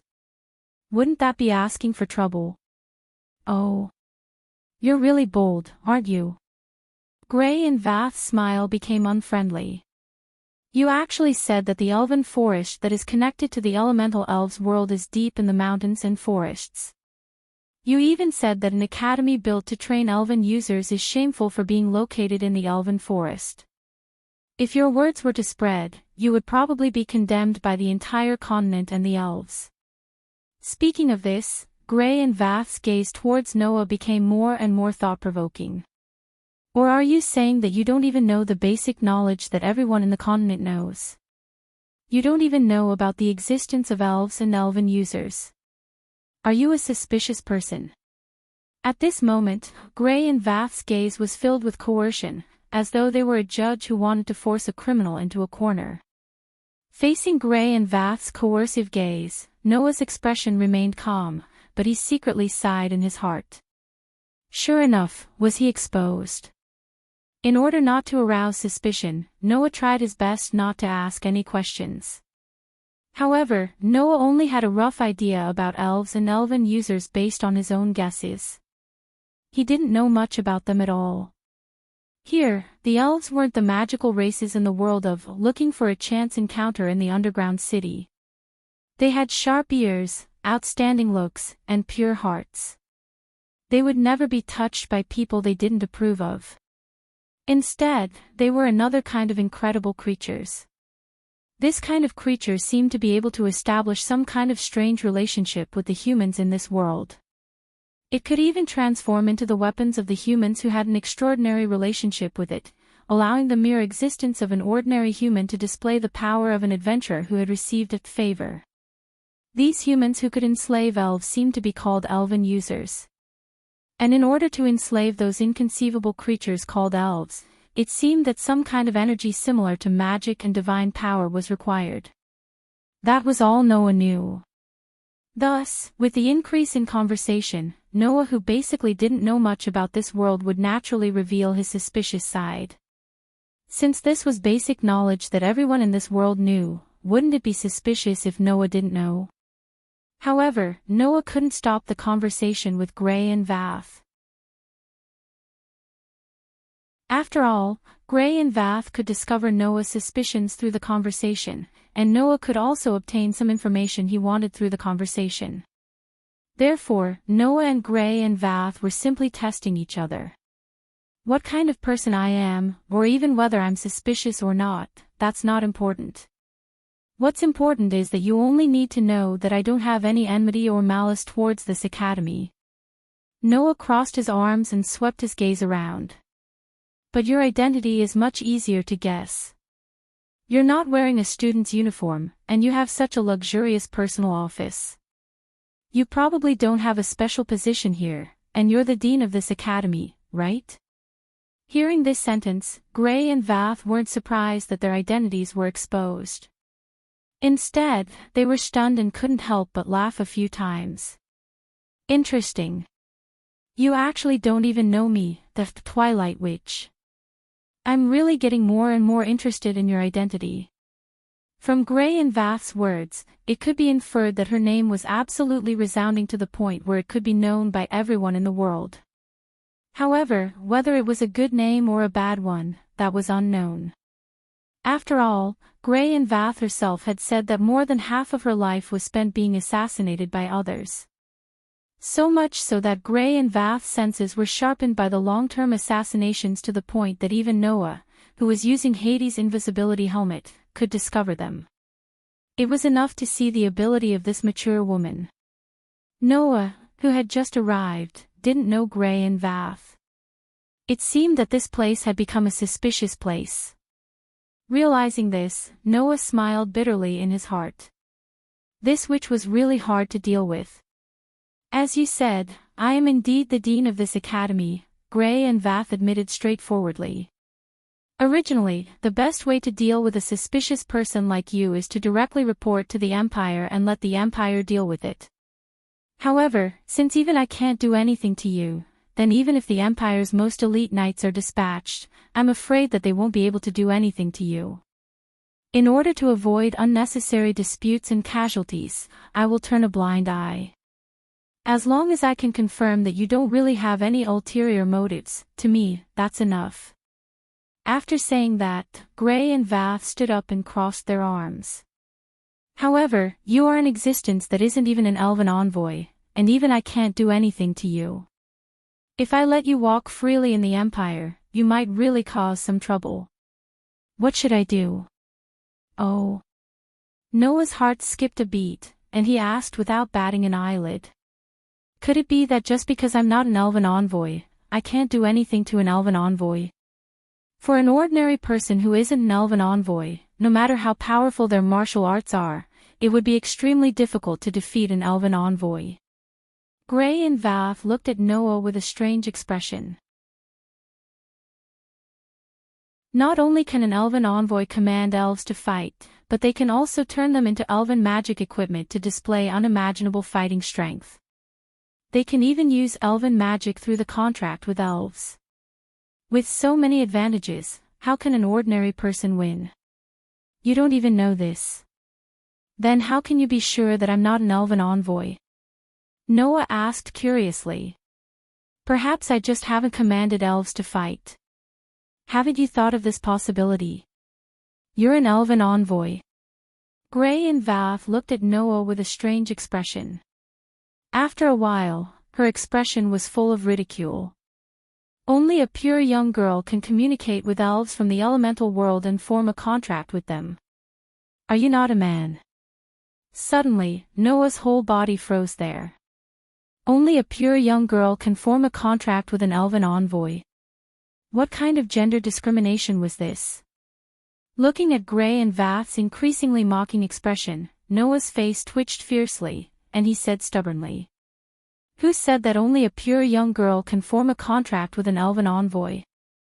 There are exceptions to everything, aren't there?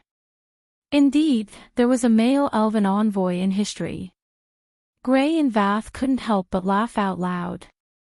However, not to mention what that person did, there was only one male elven envoy in history. How could there be another one so easily? You also said that an ordinary person can't defeat an elven envoy. In the end, didn't I still defeat you? Noah pursed his lips. Perhaps I also have the talent of an elven envoy.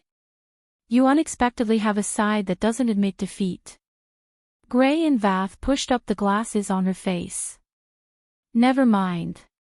After saying that, Gray and Vath directly came in front of Noah, extended one hand, and tightly grasped Noah's wrist. Before Noah could figure out what Gray and Vath were doing, he felt a pure energy suddenly flowing from Gray and Vath's body, entering his body, and circulating around Noah's body. Whing! At this moment, the dark and hollow mana source in Noah's body trembled, and a suction force erupted out of nowhere, wrapping around a strand of pure energy that flowed into Noah's body, and tyrannically pulling it into the mana source. At this moment, Gray and Vath let go of Noah's hand, and nodded as expected. I have already checked. You don't have the constitution of a witch G that can communicate with elves. You can't be an elven envoy. Really? Noah's eyes flashed, and he suddenly smiled. Why don't you check again? Gray and Vath held Noah's hand indifferently, and poured a strand of pure energy into Noah's body. Suddenly, Gray and Vath froze on the spot, and exclaimed in surprise. How is that possible?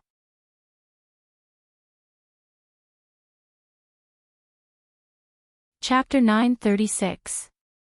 Divine Might. It was a kind of energy that elven envoys needed to consume when using elven devices and elven magic. When Gray and Vath turned the pitch-black elves into their weapons, they drew out the power of the weapon called Elven Device. They were able to produce energy similar to the phosphorescent energy hovering around Noah. This was the power called Divine Might. Noah's guess was correct. Just like magicians needed to consume magic power when using magic, elven envoys also needed to consume energy called Divine Might when using elves in this world. Naturally, without Divine Might, they wouldn't be able to use elves and become elven envoys. When Gray and Vath checked Noah's body, because Noah didn't have Divine Might, they couldn't find any talent to become an elven envoys. However, that didn't mean that Noah didn't have the talent to become an elven envoys. It was just that Noah didn't have divine might and couldn't become an elven envoys. But just now, when Gray and Vath poured the energy called divine might into Noah's body to check whether Noah had the talent to become an elven envoys, Noah's mana source absorbed traces of divine might from Gray and Vath. It must be known that Noah's mana source was able to absorb and memorize all kinds of energy that were different from magic power that entered his body and had the ability to transform them into this kind of energy. In other words, in that instant, Noah had the ability to transform the source of mana into the source of divine might. Under such circumstances, Noah had already guessed that using elves required some kind of energy similar to magic power and divine might.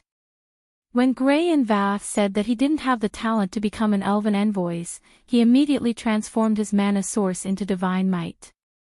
Thus, Gray and Vath, who had once again poured divine might into Noah's body, were really surprised this time. You! Gray and Vath let go of Noah's hand, their eyes becoming uncertain. How could that be? What's wrong? Noah said with a faint smile. Do I really not have the qualifications to become an elf envoy? In fact, Noah had already gotten the answer from Gray and Vath's behavior. The main reason he said that was to return the favor to Gray and Vath for mocking him earlier. However, what Noah didn't expect was that Gray and Vath's reaction was a little different from what he had imagined. Although she was surprised, or even shocked, Gray and Vath looked at him with uncertainty in their eyes and fell into deep thought.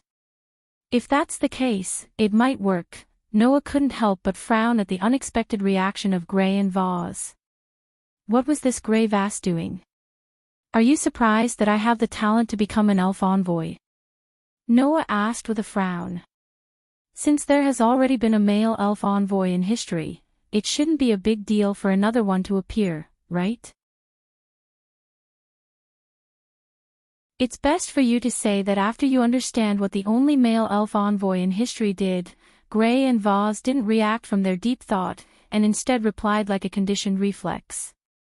There is only one male elf envoy in history. His name is Solomon, and he is also known as the Demon King. He once brought about a destructive disaster on this continent, and can be said to be the most vicious and evil existence. If the fact that you are also a male elf envoy was exposed, would you still be able to say those words so easily? Hearing that, Noah's face sank slightly.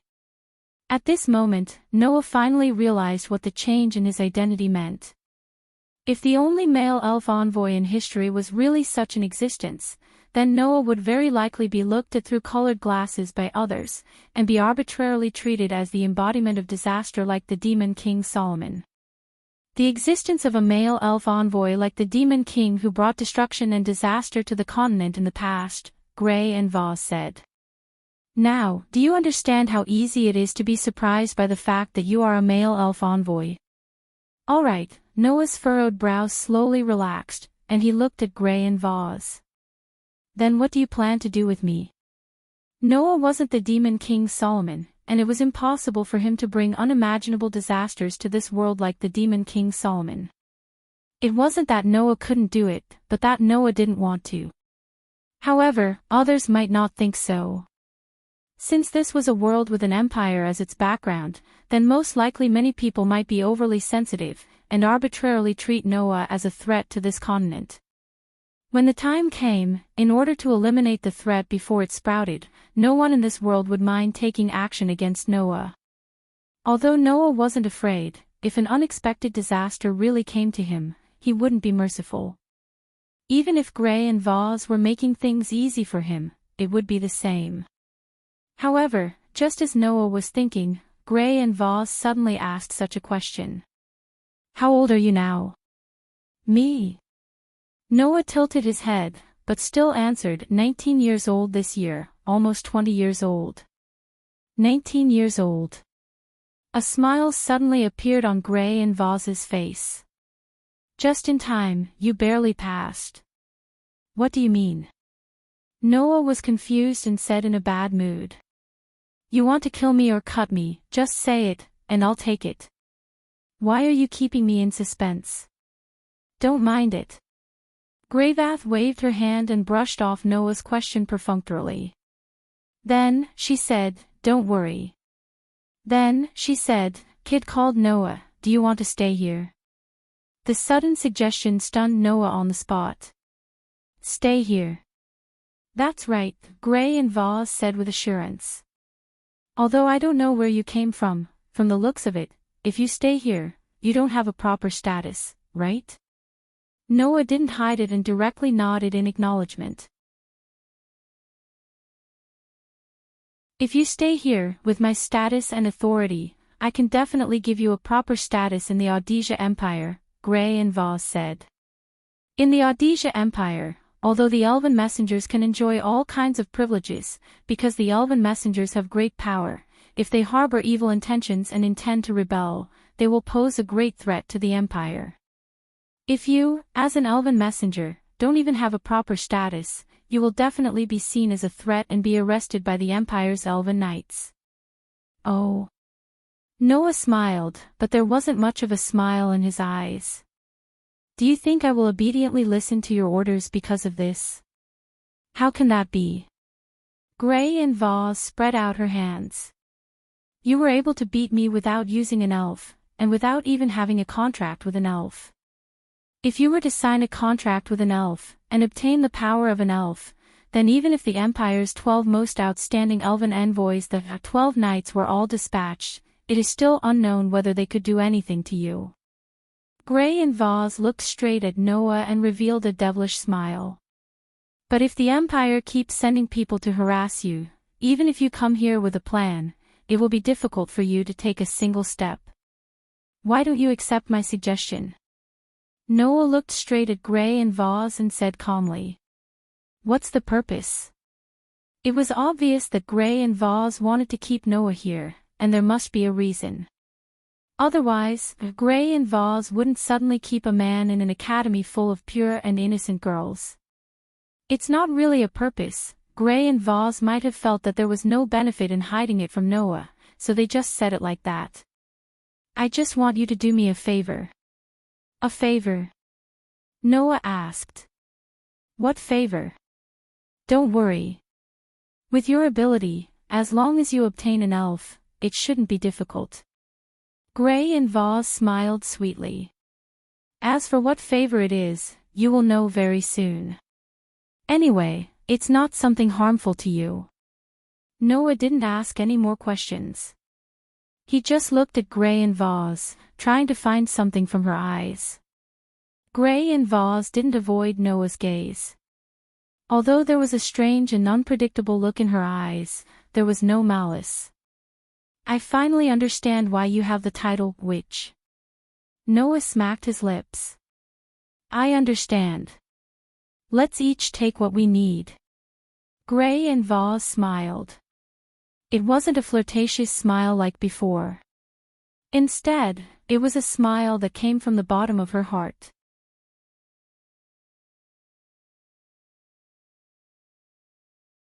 Chapter 937.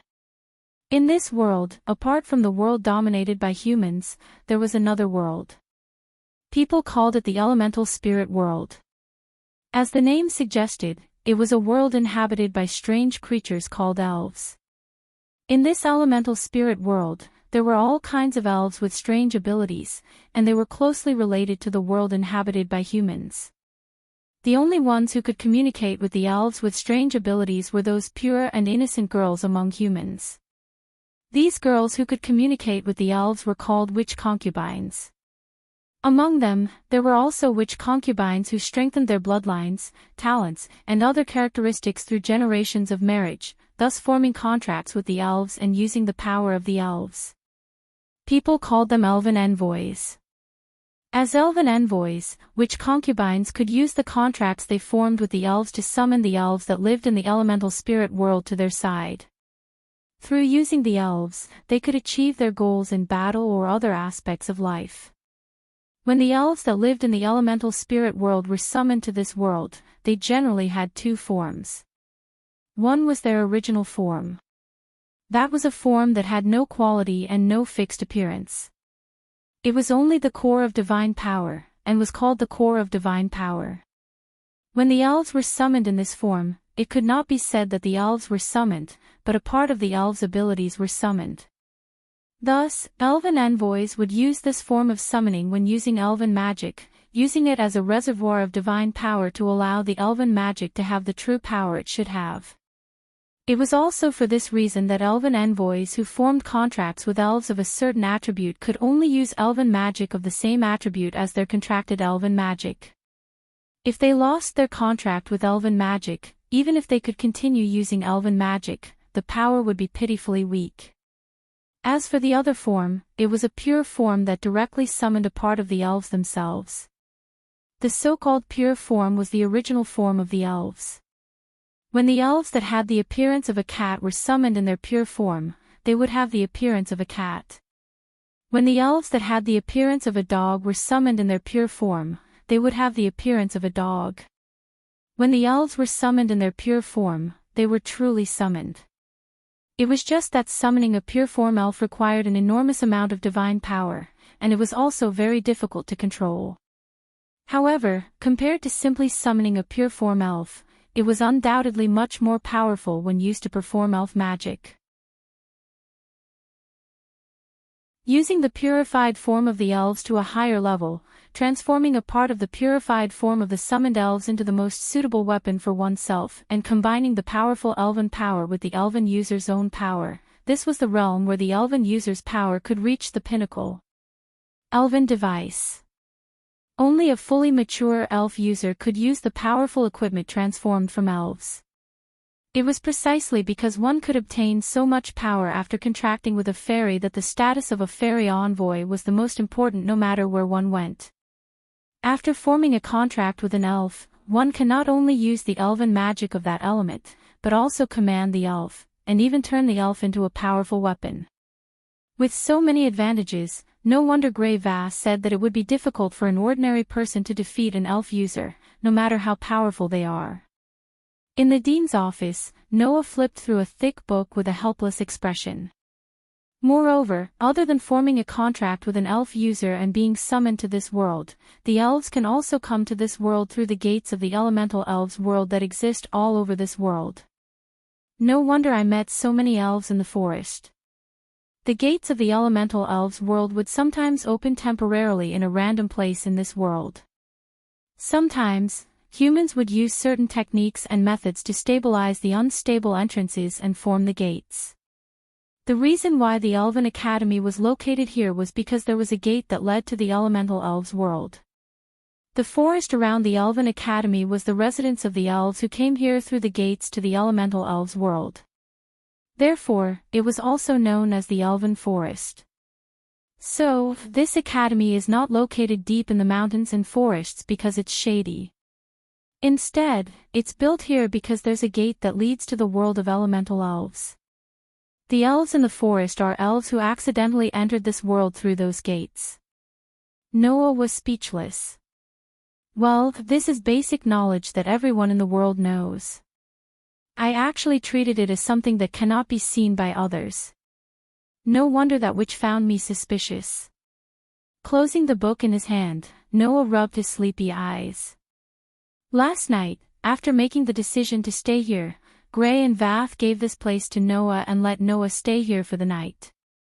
They would make other arrangements in the morning. However, Noah didn't rest. Instead, he asked Greyvath for a book that could briefly explain the background of this world and had a preliminary understanding of the situation of this world. This is much more interesting than I thought, Noah smiled slightly. Let me look forward to it. Leaving this thought, Noah looked at the sky outside.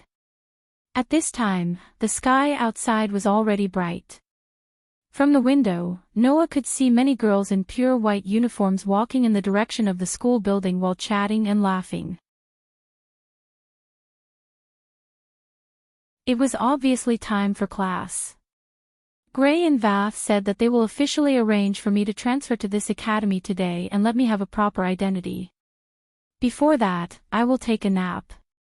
After making up his mind, Noah was about to close his eyes and take a nap when someone knocked on the door of the dean's office. Then, a rather solemn and stern voice sounded from outside the door. "The commander of the Wind King Knights, Alice Faringerdo, requests to see you." "Dean, are you in?" Noah, who was about to close his eyes, suddenly opened his eyes. Wind King Knights. It was a knight order formed by the outstanding students in the academy to protect the Elven Academy. It was like the student union and the discipline committee in ordinary schools. However, because this Wind King Knights was made up of outstanding Elven users, their power was much greater than the student union and the discipline committee in ordinary schools. They even had the responsibility of banning students and people who caused problems. Last night, those people who rushed over after hearing the fighting between Noah and Gray and Vath were the students of the Wind King Knights. Just as Noah recalled this information, the door was directly opened with a "gotcha" sound. A girl appeared outside the door. She was a girl who was about 16 years old. The girl had brown eyes and long sky-blue hair. Her waist-length hair was tied into a ponytail and hung behind her. She was wearing a pure white uniform with some black lines. A bow-tie-style forging belt was pinned on her chest as an ornament. She also wore a uniform with long stockings and a pleated skirt. That was the uniform of the Elven Academy. The difference was that the young lady who called herself Alice, apart from wearing a uniform, was also wearing a light armor with only half of her breastplate. There was even a sheathed knight's sword by her waist. That was the armor that only the members of the Wind King Knights would wear. The girl named Alice walked in with a straight face. She couldn't wait to speak before she saw what was going on behind the door. "Dean, last night, there seemed to be a fight in the academy. Regarding this matter, I want to discuss with you." As she spoke, Alice's voice gradually weakened, as if she was stuck. She spoke more and more slowly, and in the end, she simply stopped. Then, the girl named Alice froze at the door. She widened her eyes and looked at Noah, who was sitting in front of the desk. She completely lost her reaction. Seeing this, Noah had a bad premonition. Man. As expected, the girl named Alice's pretty face flushed red, and then she grabbed the hilt of the sword at her waist. "Intruder." "No," Noah hurriedly said. "I'm not." Unfortunately, before Noah could finish his words, Alice had already pulled out the knight's sword at her waist and flew out.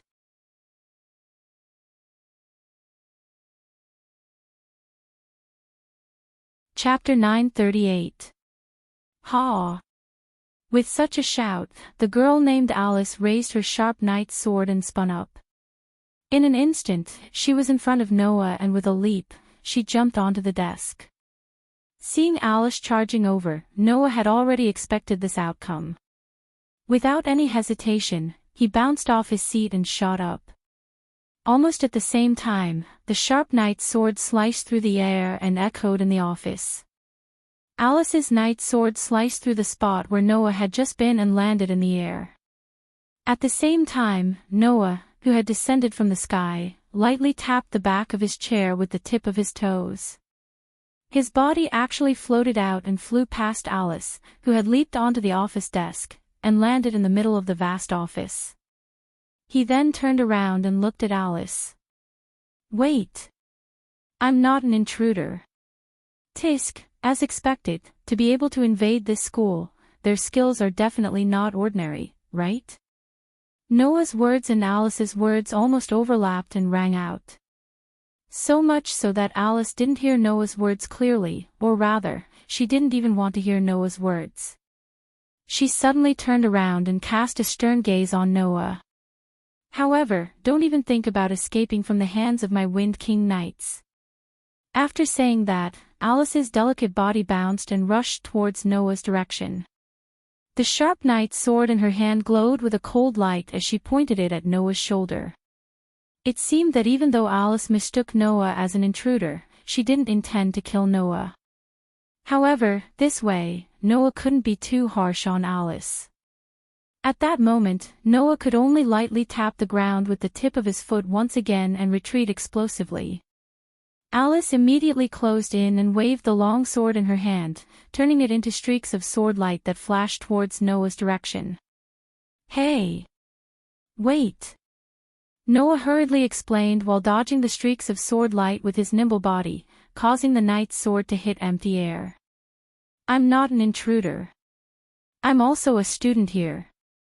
However, this sentence caused Alice's sword to move even faster, continuously slashing towards Noah. "You can even tell such a stupid lie. You'd better wake up."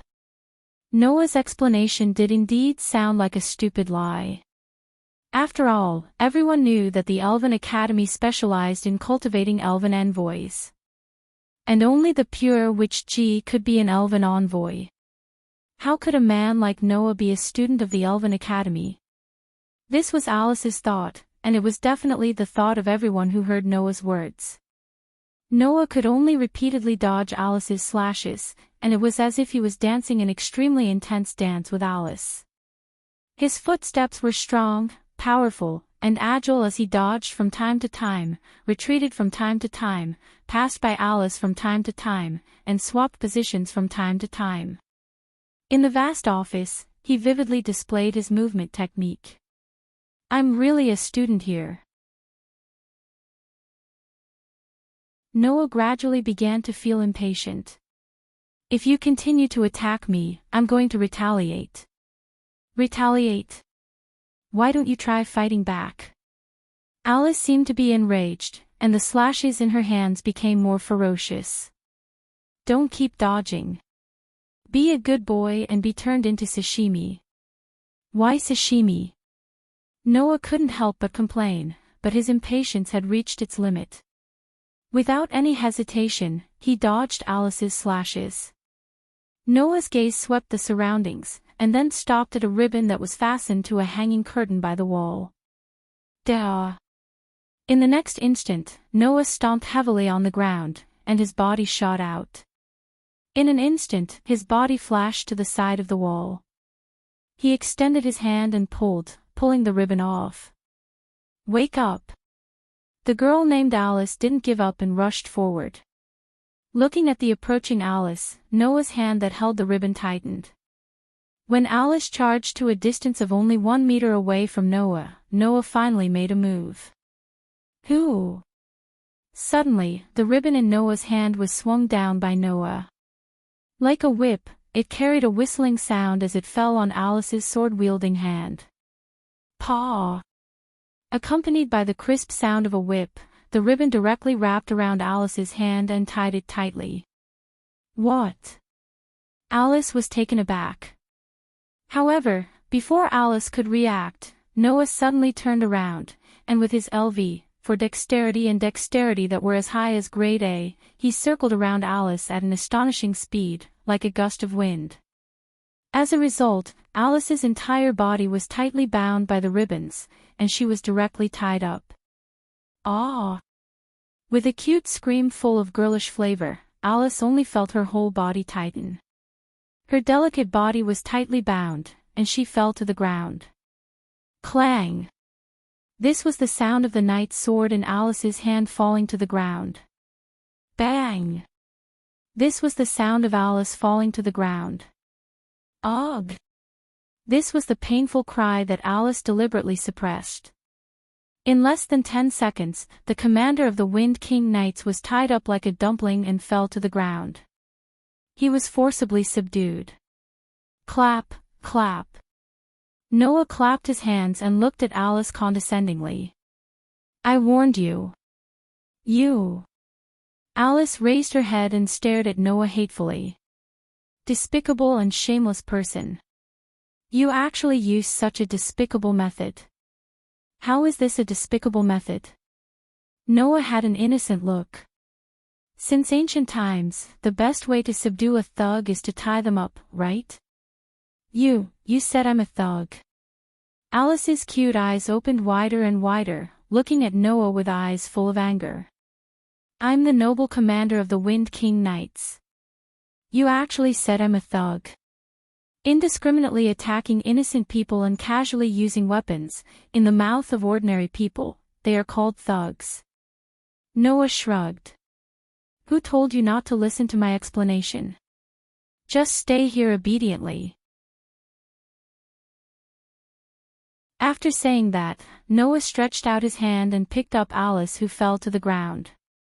Alice's entire face actually turned red with a bang, in an instant.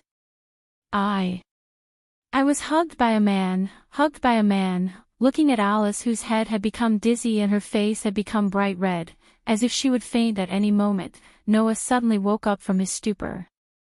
Because only pure young girls could communicate with elves, in order to maintain the purity of their bodies and minds, nurtured which concubines would generally be in an environment that was completely isolated from men from a young age and receive all kinds of elite education that elven users needed. Therefore, the active elven users were almost all super greenhouse flowers who were not used to contact the opposite sex. In other words, she was extremely pure, so pure that it made people feel pity for her. Being hugged by a man in such a situation. To these pure witch concubines, it was no different from having their bodies taken away.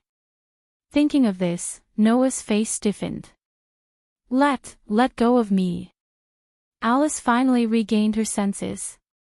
Her face was red as she struggled with all her might. My body belongs to my future husband. I can't be tainted by you. Wait. Who would taint you? Under Alice's struggle, even Noah became a little wretched. Don't you dare move. I just want to move you to the seat. Let go of me. Let go of me. Alice struggled with all her might as if her life depended on it. She completely ignored Noah's words, and her pretty face was so red that it was about to explode. Under Alice's struggle, Noah also felt all kinds of unfavorable situations. The main thing was that Alice's figure was surprisingly good. With this struggle, he touched almost everything that he shouldn't touch. If you continue to struggle, it will be really bad.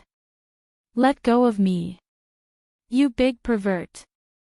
At this moment, a cold voice came from outside the door. You haven't even officially entered the school, and you're already planning to lay your hands on the leader of the knights. Looks like I've underestimated your endurance.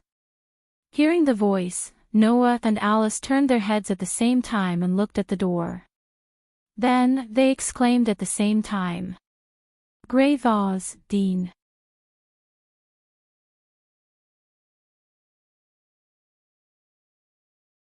Chapter 939. I don't agree. About 15 minutes later, in the dean's office of the Alicia Elven Academy, Alice slammed her hands on the desk in front of Grey and Vaz and yelled at Grey and Vaz agitatedly. I will never agree to a man studying in the Alicia Elven Academy. Alice glared sternly at Noah, who was standing casually at the side. Her pretty face was filled with resistance. Just a moment ago, Grey and Vaz told Alice that Noah was going to transfer to this academy. Greyvath had just left to inform the others of this matter. Grey and Vaz also explained that Noah was a male elven envoy. Alice was naturally shocked that Noah, a male, was actually an elven envoy. Perhaps it was because of Noah or because of her resistance to men, but compared to Noah being a male elven envoy, Alice was more concerned about the fact that Noah was going to transfer to this academy. That was why this scene happened. Grey and Vaz seemed to have expected Alice's reaction and spoke calmly. Leader, I know how you feel, but this is something that I, as the dean of this academy, have decided. Are you going to go against it? But, Dean, this person is a man. Alice didn't seem to accept it at all. Her expression was starting to make people think of her as a stubborn person. This is an all-girls school. How can we let a man transfer in? Alice's words weren't unreasonable.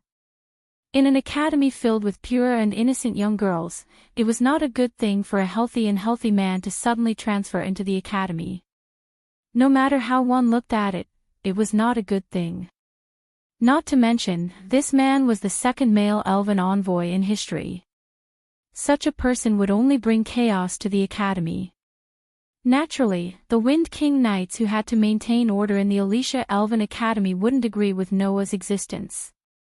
As the leader of the Wind King Knights, for the sake of the Academy's order, Alice's resistance wasn't unreasonable. However, in the face of Alice's words, Greyvath calmly replied, "That's right.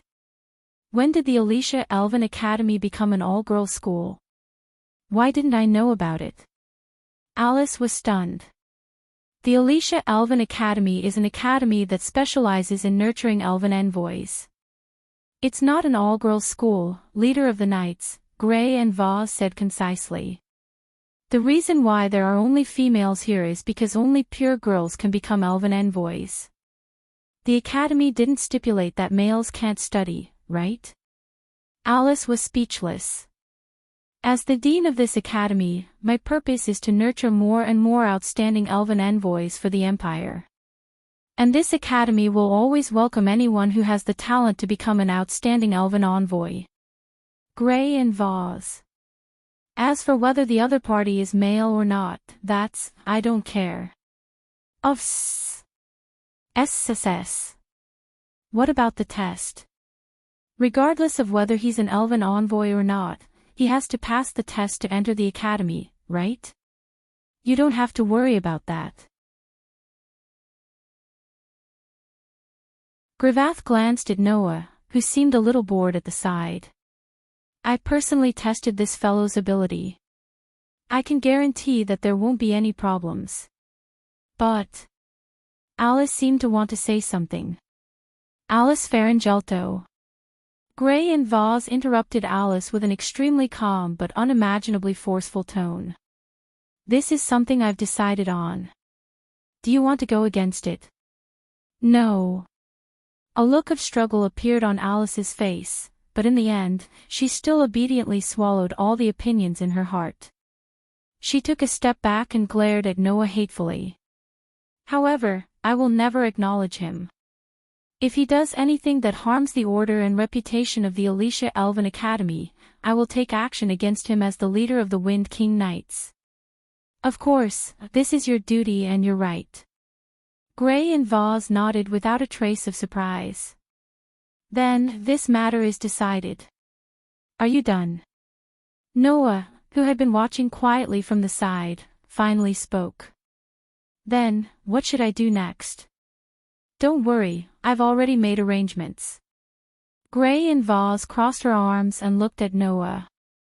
Originally, I intended to put you in one of the classes, but after thinking about it, with your age, you're almost ready to graduate in this academy. In addition to some other problems, I've decided to arrange for you to be by my side for the time being. Arrange for me to be by your side. Noah was slightly taken aback. How? How can this be? Alice's reaction was even more intense. How can a man be by the side of the dean? This isn't a big deal, right? Grey and Vaz spoke as if they weren't shocked to death. Arranging for a disciple to be by your side to teach. Isn't that the responsibility of every teacher? Disciple. Noah was stunned. Disciple. Alice's mouth was slightly agape as she stammered, disciple. Could it be? It's probably what you're thinking. Grey and Vaz smiled sweetly. I've decided to personally teach this rare male elven envoy. Alice gasped and stood there in a daze. She didn't react for a long time. As for Noah, he was completely confused. Just what was this demoness thinking? Half an hour later, under the lead of Grey and Vaz, Noah walked out of the dean's office. Compared to humans, the architectural design of the Elven Academy prioritized the comfort of the elves. Therefore, if Noah, who had just arrived here not long ago, were to walk around alone, he might have to take a long detour just like yesterday to find the right path. Walking along the corridors that resembled a shrine, Noah looked around. Is that a male elven envoy? A male elven envoy like that demon King Solomon. His eyes look so fierce, he looks so evil too. I wonder if he'll do anything to us. That's right, a group of girls in pure white uniforms gathered together and whispered to each other as they cast fearful and curious gazes in Noah's direction. Occasionally, a sentence or two would pop out, making Noah have the urge to bang his head against the wall. Noah knew that the girls in this academy were definitely very pure. However, at this stage, it wasn't pure anymore. They were afraid of strangers, right? It was just a boy. Was there a need to be so exaggerated? Gray and Vaz, who were walking in front, suddenly spoke without turning their heads. All right, I know that a man like you must have a lot of thoughts about being allowed to come and go freely in a place where only pure girls live. However, no matter who you have your eyes on, you'll have to wait until nighttime to make your move. Now, come with me obediently. Are you sure this is something a dean of an academy should say? Noah's mouth twitched. You better tell me clearly first. What's the situation now? What do you want to know? Gray and Vaz still didn't turn their heads. Is it the direction of the girls' dormitory? I want to know when you're going to die. That's probably very difficult. After so many years, tens of millions of assassins still couldn't kill me. It should be very difficult for me to die so quickly. Yes, scourges are destined to live for thousands of years. Thank you for the compliment. While arguing with each other, Gray and Vaz brought Noah out of the Alicia Elven Academy's dormitory and out of the vast school gate. As an academy in the Alicia Empire that specialized in cultivating elven envoys, the Alicia Elven Academy not only sat on the vast elven forest, but also had an academy city at the foot of the mountain. It was like a small independent country, and its status in the empire was quite high. At this moment, Gray and Vaz brought Noah into the elven forest and arrived at a rather vast open space. Then, Gray and Vaz stopped. At this moment, Noah clearly felt that the atmosphere wasn't right, so he put away his casual attitude and spoke in a deep voice. Gray and Vaz. Gray and Vaz didn't speak. They just turned around. Bang! In the next instant, a huge divine aura burst out from Gray and Vaz's body.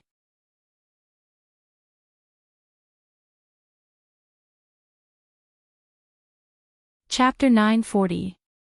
Whoosh! Waves of phosphorescence surrounded Gray and Vaz's body, turning into a dazzling scene. It was quite eye-catching as it swayed in the open space of the elven forest. Noah didn't expect Gray and Vaz to suddenly activate divine might, so he couldn't react in time. When he finally reacted, a pitch-black mass fluctuated in Gray and Vaz's hand and turned into a gloomy knight's sword. Chi!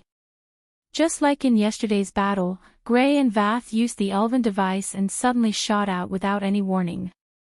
Like an extremely fast lightning, they instantly shot towards Noah with astonishing divine might. Then, the pitch-black elven device pierced through the air and pointed at Noah's throat. There was no mercy in this strike. If Noah didn't block it or dodge it, his throat would definitely be pierced. Unfortunately, although Noah couldn't react in time to Gray and Vaz's sudden attack, that was under the condition that Gray and Vaz didn't attack. Once someone attacked him, the battle-hardened Noah's body would naturally react. Clang! When the crisp sound of a halberd echoed in the air of the elven forest, a luxurious knight's sword appeared in Noah's hand and blocked the pitch-black elven device that shot towards him like a bolt of lightning. Dazzling sparks burst out. Holding the knight's sword tightly in his hand, Noah raised his eyes and looked at Gray and Vaz who were close at hand. His voice carried a hint of pressure. What are you planning to do? Gray and Vaz didn't answer Noah's question. Instead, they said extremely calmly. Just like yesterday, you were almost defenseless and didn't even use the elven device. Yet, you easily blocked my sword. Hearing this, Noah frowned. Is there a problem? You're actually asking if there's a problem. How infuriating. Gray and Vaz smiled coldly. This sword technique is not to be underestimated. I've only created this sword technique after gathering everything I've learned in my life. Even the current 12 Knights of the Kingdom of Audesia don't have 100% confidence in blocking this sword technique of mine. Tell me, isn't this a problem? Noah didn't doubt Gray and Vath's words. After all, this sword was quite fast. If even Noah claimed that it was fast, it was obvious how much of a threat this sword was to the rest of the people. And such a sword was only the initial form of a set of sword skills. One could only imagine how amazing Gray and Vath's sword technique was. And then Noah continued to question. Don't tell me you're going crazy because you're not willing to accept that I blocked your sword. You're really merciless with your words. Gray and Vath put away the elven device and looked straight at Noah. Who do you think I'm doing this for? For who? Noah pursed his lips. Don't tell me it's for me. Gray and Vath smiled and didn't say anything. Let's not talk about why you're so strong. Just based on your sword technique, I can see that your sword technique is quite good. It's definitely not inferior to mine. But that's just a sword technique that exists for battle, right? Isn't that obvious? Noah said in annoyance. If it doesn't exist for battle, then does it exist for performance? Noah said this casually. However, Gray and Vath nodded in agreement. That's right, it's for performance. Noah immediately stood up, slightly startled. For performance? Is this a joke? If I really learn a sword technique that's used for performance, I'm afraid that I won't be able to kill enough enemies in battle, right? It's not purely for performance. As if she saw through Noah's doubts, Gray and Vath raised the sword in her hand and spoke with a strong and powerful voice. But if you want to unleash the true power of the elves, then it's necessary to have a technique that's both practical and aesthetic. This is the sword dance. Sword dance. Noah first repeated this term, then recalled the knowledge about the sword dance that he read in books. The so-called sword dance was actually the battle technique that Gray and Vath said had both practical and aesthetic value. To be more precise, it was a kind of ritual.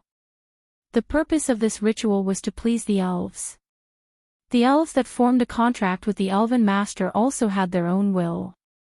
Of course, if the Elven Master was unwilling to lend his power to the Elven Master, then the Elven Master wouldn't be able to control the Elven Master, and might even cause the Elven Master to lose control. The sword dance existed for this purpose.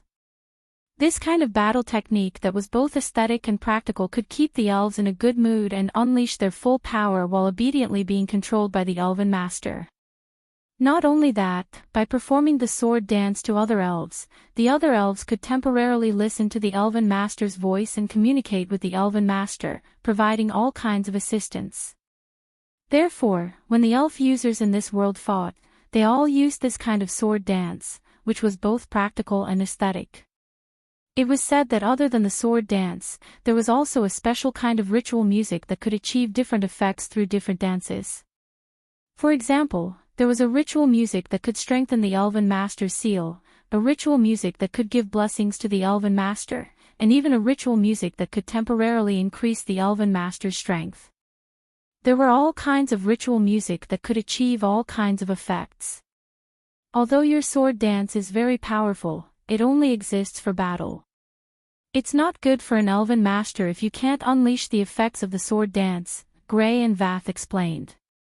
Whether it's to unleash the power of the contracted Elven Master, to hold a large-scale sword dance in a public place, or to communicate with the elves, the sword dance is necessary. In other words, the reason you brought me here is to correct my sword skills. You want my sword skills not only to be used in actual combat, but also to be used as an ornamental sword dance, right? Noah sighed.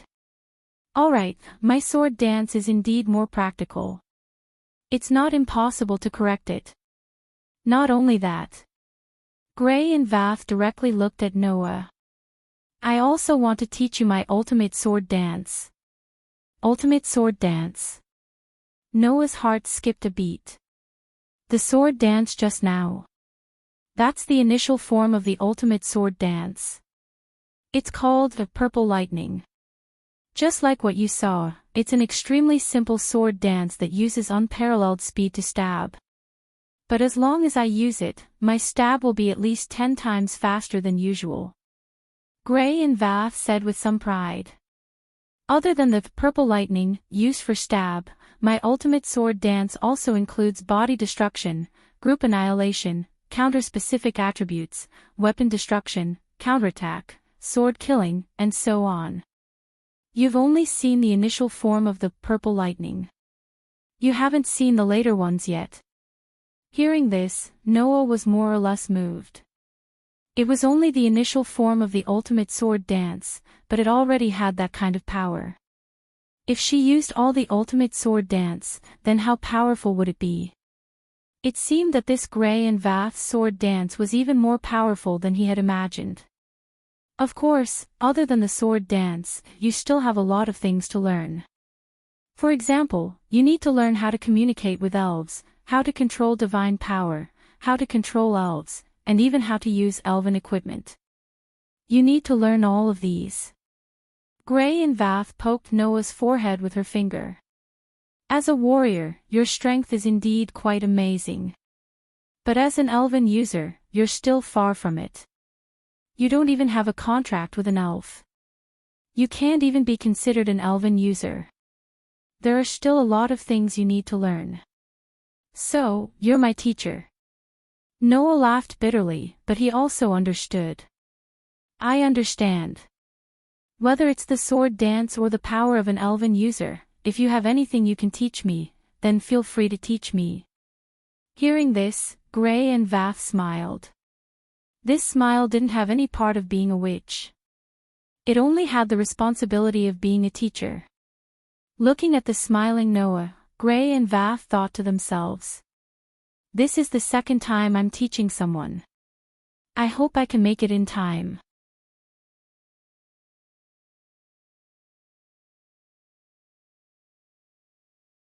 Chapter 941. At night, the cold moonlight slowly sprinkled down from the sky, covering the entire elven forest with a faint veil of mystery. Unlike during the day, the night was the time for some rather evil elves to be active. If the elven forest during the day was like a sacred temple, then the elven forest during the night was truly a gloomy place. After all, just like how there were harmless herbivores and harmful carnivores among animals, although most elves from the elemental elf world didn't have the concept of preying on humans, some evil elves would still endanger human lives. They would even gnaw on the flesh of witches and absorb the divine power of elves. They were very dangerous. If they weren't careful, even the most powerful elven user could lose their life in the hands of elves. Therefore, basically, there weren't many people in the elven forest at night. Under such circumstances, Noah, Gray, and Vaz still stayed in the elven forest. At this moment, Noah was standing in the middle of the open space with his eyes closed. His entire body was bathed in the moonlight, and waves of phosphorescent aura undulated around him, making Noah look very sacred. Around Noah, small light particles that looked like fireflies were wandering back and forth. They surrounded Noah's body as if they were dancing. It made people feel like they were in a dream. Keeping his eyes closed, Noah slowly extended one of his hands. Suddenly, those light particles that looked like fireflies were like dancing butterflies. They gathered around Noah's outstretched hand and kept jumping up and down. It was especially beautiful. At this moment, Noah opened his eyes and looked at the large number of light particles that looked like fireflies dancing around his palm. He muttered to himself with uncertainty. In this case, I should have passed, right? Not far from Noah, Gray and Vaz had been watching Noah's actions. After hearing Noah's question, they pushed up their small glasses and nodded. That's right. You can already communicate with elves. It won't be a problem to command these low-level elves. Now, Noah was learning how to communicate with the elves. During the day, Noah would begin to improve his swordsmanship under the guidance of Gray and Vath. Noah's sword skill was already very good, but because it wasn't aesthetically pleasing, it couldn't become a sword dance. Therefore, as long as Noah added some aesthetic elements and made some improvements, not only would these sword skills not lose their original power, but they would also be pleasing to the eye. It was just a slight improvement, so it didn't require much effort. After the improvements were completed, Gray and Vath would teach Noah a sword dance called the Absolute Sword Skill. As for the night, it was the cultivation of the spirit envoys.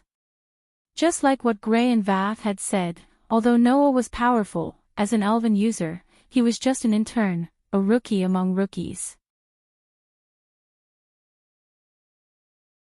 Noah still didn't know many ways to communicate with elves and how to command them, let alone forming a contract with an elf, having his own contracted elf, and obtaining the power of an elf. In short, now, you will practice sword dance during the day, and practice elven user skills at night. Gray and Vath set Noah's course of study in an unquestionable tone. Although it's already too late for you to learn the abilities of an elven envoy at your age, it's fortunate that you have a strong foundation in the sword dance. As an elven envoy, your talent is also quite high. I believe that it shouldn't be difficult for you to become a powerful elven envoy. Generally speaking, the power of a witch would reach its peak between the age of 10 to 25. After that, it would only continue to decline. Therefore, at the age of 25, the elven users who began to lose their power would consider retiring, and then marry with a pure-blooded noble, leaving the next generation with more perfect elven abilities. Because of this, witches who wanted to become an elven user had to be trained from a young age, and they had to be trained before the age of 10. In terms of age, Noah was much later than those orthodox elven users. To train as an elven user at this age, wouldn't he become a laughingstock if others knew about it? However, Gray and Vath couldn't laugh. This was because this elven envoy with the title of Twilight Witch had personally witnessed Noah, in less than a night's time, complete a cultivation that would take others 1 or 2 years to complete. He had started to communicate with wild elves, and could command low-level elves. In order to reach this level, even Gray and Vath had spent nearly 3 months, but Noah had only spent 3 hours. The gap between them could be seen from this. Originally, as an elven user, learning elven magic is also an important course, but you don't have a contract with an elf, so elven magic is useless to you. Secondly, you don't have that much time, so you can only give up on elven magic. Gray and Vath kept bringing up their ideas. Your true strength lies in the sword dance. As long as you learn how to communicate with elves, establish a contract with them, learn how to summon and control contracted elves, and obtain the elven device, you will become one of the best elven users in this continent. While speaking, Gray and Vath kept explaining the elven user's abilities. Noah listened seriously, and absorbed all of it as if he was thirsty, improving his elven user's abilities little by little. Time flew by quickly. Not long after, the night was over. During the day, the sunlight passed through the heavy branches, leaving countless tiny light spots in the elven forest. It was a beautiful scene. Clang, clang, clang, clang. On the empty ground, 2 figures wielding night swords crossed each other and slashed at each other with lightning-fast slashes. The sound of swords clashing against each other was like a melody, echoing rhythmically above the empty ground. Under Noah's deliberate suppression, Gray and Vath mercilessly launched fierce attacks at Noah. I've discovered that when you're fighting, your improvement is thousands of times faster than usual. With this reason, Gray and Vath violently rushed at Noah like a gust of wind. The pitch-black night sword in her hand turned into a stream of light, and slashed at Noah from all directions.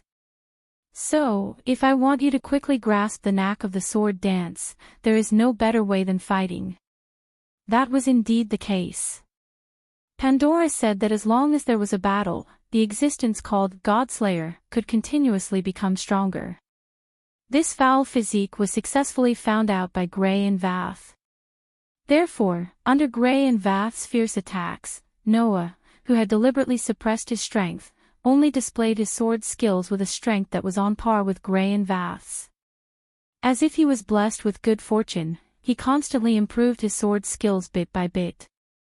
Over time, Noah's swordsmanship gradually changed from a state where it was only about power and not about appearance to one that took into account both aspects. From afar, Noah looked like he was dancing. The knight's sword in his hand was like a meteor, drawing beautiful arcs in the air. Seeing Noah's figure becoming more and more pleasing to the eye, witnessing Noah's extraordinary speed of improvement, Gray and Vath couldn't help but think while being shocked. Perhaps, I'm making an existence that was originally a monster even more frightening. Just like that, under the guidance of Gray and Vath, Noah's ability and fighting skills as an elven user rapidly improved. 3 days later, Noah completely improved his sword skills, turning them into a true sword dance. At the same time, under the guidance of Gray and Vath, Noah learned the initial form of the ultimate sword skill, Purple Lightning. 7 days later, Noah completed his initial training as an elven user. On that day, Gray and Vath returned to the academy. According to them, they were looking for a high elf that could be contracted for Noah. It wasn't until the 10th day that Gray and Vath returned to the elven forest, interrupting Noah's training. As soon as they appeared in front of Noah, Gray and Vath directly threw out such a sentence. "I found an elf that suits you."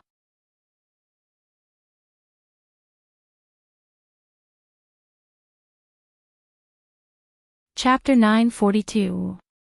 On that day, Noah returned to Alicia Elven Academy, which he had not visited for 10 days, and went to Gray and Vath's office. As soon as he opened the door, a figure entered Noah's sight. It was a woman in her 20s. She had long black hair, wore a pair of black-rimmed glasses, and wore a long-sleeved white shirt. She seemed to be an elven teacher. "Let me introduce you." As soon as she came in, Gray and Vath said directly to Noah. "Her name is Freya Grando. She's the teacher of the Crow class, which gathers the most problematic children in the academy. She's also my right-hand woman. Dean, can you please introduce me in a more normal way?" The female teacher named Freya sighed faintly, but still looked at Noah, brazenly sizing him up. "I've heard about you from the Dean. You're the second male elven envoy in history, and you're the Dean's disciple, right?" "Excellent disciple." Noah smiled bitterly, but he did not deny it. He nodded directly. "The Dean has indeed taught me many things. I hope Teacher Freya can give me some pointers." "I don't really want to give you pointers. After all, you've heard that I'm the teacher of the Crow class, which has the most problematic children." Freya did not deny and went straight to the point. "However, the Dean has asked me to help you find an elf that you can contract with, and it must be a high elf that suits you. It's really difficult." As she said that, the teacher named Freya handed a folder to Noah. Noah took the folder from Freya's hands and flipped it open. As soon as he opened it, Noah saw a map. It was a map that indicated the direction to a certain place in the elven forest outside Alicia Elven Academy. "In this place, there's an ancestral hall that worships the elves," Freya said. "And the sealed elves are worshipped there." Sealed elves. Noah was stunned, and then looked at Gray and Vath with some displeasure. "Do you think highly of me? Or do you wish for me to be unlucky?" Noah's words were not without reason. As mentioned before, some of the elves were quite dangerous. That didn't just refer to the evil elves in nature. There was also a type of elf that was also seen as a very dangerous existence. Most of them were extremely powerful, but they would bring disaster to humans. In ancient times, they were even known as terrifying existences like demon gods or ghost gods. Some of these elves were too hot-tempered and would attack humans or even their masters at the slightest provocation. Some of them were unable to control their powers and would often lose control. Due to various reasons, they were sealed away. People especially called this type of sprite the seal sprite. That didn't refer to any particular type of sprite, but to all the dangerous and sealed sprites. Of course, it wasn't as if no one could enslave this kind of spirit. Sealing a sprite was dangerous, but once one had the ability to control it, the sprite user who had formed a contract with it could obtain unimaginable power. In other words, the greater the risk, the greater the reward. Therefore, those who set their eyes on the seal sprite were either people who had an extreme desire for power, or people who were extremely conceited about their abilities as sprite users. But no matter which one it was, once the control of the seal sprite failed, what awaited would be a tragedy. Noah had just become a sprite user for less than half a month, and he had just completed the initial cultivation of a sprite user. Yet, he chose such a dangerous seal sprite as his contract partner. If it was an ordinary sprite user, it would be no different from courting death. Because it's you, that's why I'm doing this, Gray and Vaz said calmly. After all, although your abilities as a sprite user are still very immature, your own strength is astonishing. Even if the contract fails, you can at least protect yourself. And if the contract succeeds, the benefits will be great. In other words, you want me to try my luck? Noah sighed, but he had no reason to object. After all, since he wanted to form a contract, it was naturally best to form a contract with a powerful sprite. Although a seal sprite was dangerous, it also meant that its strength was enough to threaten. Who wouldn't want to form a contract with such a sprite? I heard from the dean that you're especially good at sword dancing, right? Freya knocked on the folder in Noah's hand. The seal sprite enshrined in this ancestral hall is sealed in a sword, and it is very likely to be a sword sprite. If you can form a contract with a sword sprite, it should be very beneficial for you, who is good at sword dancing. Oh. You've prepared to this extent. Gray and Vaz exclaimed. As expected of you. Dean, don't praise me too early. Freya's expression suddenly became troubled. Although I found the sprite you requested, at the same time, I also attracted a problem. Problem. Gray and Vaz were stunned. Problem. Noah also looked up from the folder in his hand. Freya opened her mouth and was about to say something when there was a knock on the door. Is it here? Freya's expression became even more troubled. Dean, the problem is probably outside the door. Gray and Vaz raised an eyebrow and said directly. Come in. As soon as she said that, the door to the dean's office was opened. Noah turned his head and looked at the door. In the next second, a bright red color entered Noah's vision. It was the color of hair that fell down like a waterfall. A young girl walked in from outside the door. It was a petite girl wearing the uniform of the Alicia Elven Academy. She had a very cute face and looked to be around 14 or 15 years old. However, she had a head of very eye-catching long red hair that was tied into 2 ponytails. The young girl walked into the office with strong steps and looked at Freya, Gray and Vaz, and finally, at Noah. At this moment, Noah saw hostility from the young girl's bright red eyes that were the same color as her hair. It was a hostility that could not be concealed. Of course, it was not malicious, but it was as if she had met a strong competitor. She felt pressured and nervous, and in the end, it became the kind of hostility that could not be concealed. It was this kind of hostility that made Noah blink his eyes, and he was a little confused. You are the male elf that was personally guided by the dean, right? The young girl used a clear voice like a silver bell and directly made such a declaration to Noah. I will never lose to you. Ha! Noah was confused. What was going on this time? On the contrary, Gray and Vaz seemed to understand the young girl's meaning and said to Freya with uncertainty. Could it be? I think it's the same as what you thought, Dean, Freya explained in a troubled manner. Because of the Dean's orders, I have been investigating if there are any powerful elves that can be contracted. In the end, I accidentally let Claire Lucio know about it. Hearing Freya's words, even Gray and Vaz frowned and rubbed their temples. This is really an unexpected problem. Seeing Gray, Vaz, and Freya talking in riddles, Noah was almost confused. Now, what was the situation? Although I almost know what is going on, I still want to ask clearly. Gray and Vaz crossed their arms and looked at the young girl in front of them. Claire Lucio, what do you want to do? Dean. The young girl named Claire raised her cute little head and looked at Gray and Vaz without hesitation. She was unusually determined, but her eyes were filled with obsession. I also want to have the opportunity to form a contract with the sealed sword elf. When this sentence came out from the mouth of the young girl named Claire, the reactions of the other three were completely different. Gray, Vaz, and Freya looked at each other as if they had expected this. Noah, on the other hand, was slightly startled as he looked at the girl named Claire. Humph, Claire snorted softly and turned her head away. This time, even Noah felt troubled. Things seemed to have become troublesome.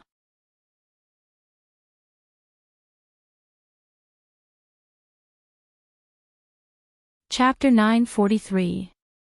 In the tranquil forest, warm sunlight spilled through the gaps between the leaves, illuminating the somewhat gloomy forest. Noah walked slowly towards the depths of the forest, turning a few corners from time to time. Compared to 10 days ago when he had just arrived in the elven forest of this world, his footsteps seemed to have become much more proficient, and he no longer had the tendency to get lost. However, walking on such a forest path, Noah appeared to be somewhat uncomfortable, his gaze constantly sweeping behind him. Stare dash. Behind Noah, at a distance, a petite girl with bright red hair was following him step by step. A pair of fiery red eyes stared intently at Noah, full of vigilance and some curiosity. The reason why Noah felt uncomfortable was that Claire was staring at him from behind. Moreover, ever since they had left the academy, Claire had been staring at Noah in this state, making Noah extremely uncomfortable all the way. Unable to bear it any longer, Noah couldn't help but stop and turn around to look at Claire. I say, can you stop staring at me like this? However, just as Noah said this, Claire's expression changed and she started shouting in a panic. Wah wah. Wah wah. He's talking to me. I'm going to be defiled. This sentence caused the corners of Noah's mouth to twitch. He's looking at me. Claire didn't care about Noah's feelings at all and hid behind a tree in a panic, still crying out in panic. Not good. I'm going to be pregnant. This time, even Noah's eyelids were twitching. Intuition told Noah that if he didn't make things clear here, he would definitely lose something very important. Immediately, Noah rubbed his temples and walked directly in Claire's direction. Claire, who had just poked her head out from behind the tree, happened to see Noah walking towards her. Her cute face stiffened, then she panicked and closed her eyes, crying out in alarm. Don't come over here. The moment she finished speaking, a turbulent wave of air surged out from Claire's body. Clang! At the same time, on the back of one of Claire's hands, a complicated, entirely red engraving lit up. That's... Noah stopped. Elven engraving. Elven engraving. That was an engraving that would be branded on a certain part of the elven user's body after forming a contract with an elf. That was the proof of forming a contract with an elf, and also a door that could connect to the elemental elf world. Through this door, the elven envoys could summon the elves who were in the elemental elf world and had formed a contract with them to their side at any time. That was to say, Claire was currently summoning a spirit. Accompanied by the sound of air trembling, a flame suddenly condensed in the palm of Claire's hand with the elven engraving, turning into a long whip burning with flames. It was the elven device. Who? Without any hesitation, Claire fiercely swung the elven device whip in her hand in Noah's direction, causing the long whip burning with flames to turn into a red shadow.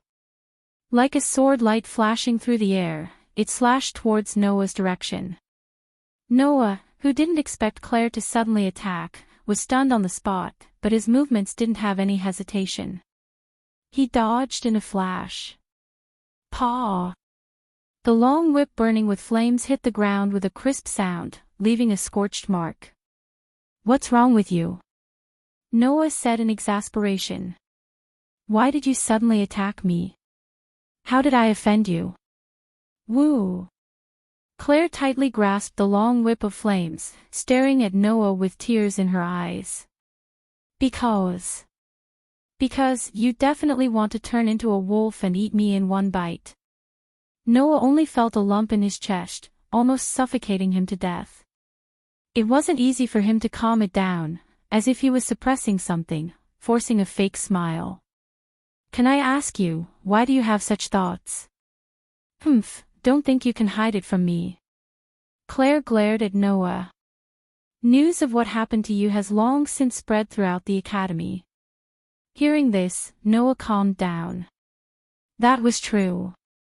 As early as 10 days ago, Gray and Vaz announced that Noah, a male elven envoy, would be transferring to the Elven Academy. The entire academy, and even the entire Ordesia Empire, received the news. In history, apart from Noah, there was only one other male elven envoy. The Demon King, Solomon. The male elven envoy who had once brought an indelible disaster to this continent. As a male elven envoy like the Demon King, it was natural that he would attract the attention and fear of others. Claire was probably scared too, right?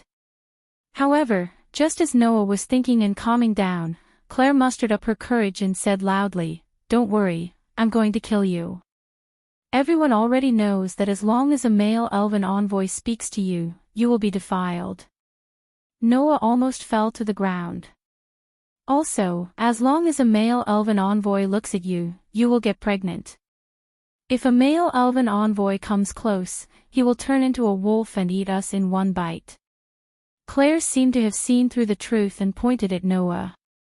"That's why I'm telling you, don't think that you can hide your terrifying ability to corrupt Witch-G just because you've become the Dean's disciple. Even if you defile me, impregnate me, and turn into a wolf to eat me, I will never admit defeat to you." Although she said this, the corners of Claire's eyes were filled with tears. It was as if Noah had spoken to her and looked at her by Noah.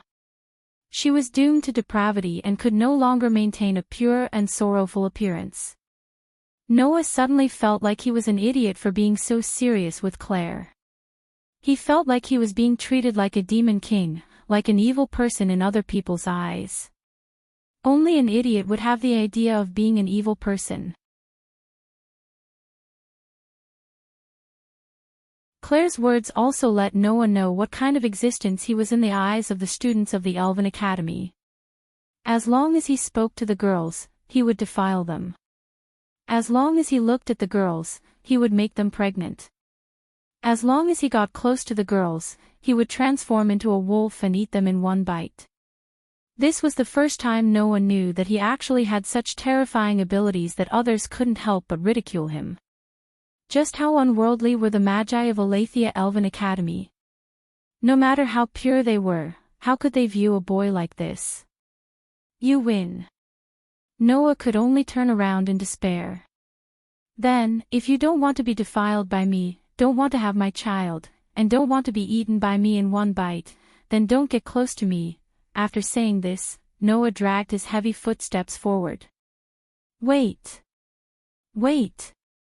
Claire finally reacted and hurriedly chased after him, shouting as she chased.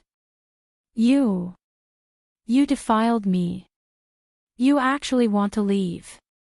At this moment, Noah was really glad that he was in the elven forest where there weren't many people. If Claire called him that in public, Noah really wouldn't have the face to continue living in this world. According to the map provided by Freya, Noah and Claire passed through the elven forest one after another. After about half an hour, they arrived at a road paved with stone bricks.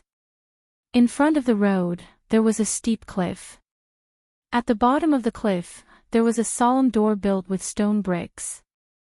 On both sides, there were stone lampposts used for worship. Noah, who was the first to arrive at the door, raised his head and looked at the solemn stone door. Is this the ancestral hall that enshrines the sealed elf of the sword? Relying on his sensing ability, Noah felt that the stone door had no door. It was like the entrance of a tunnel, and there were waves of obscure fluctuations reverberating from it.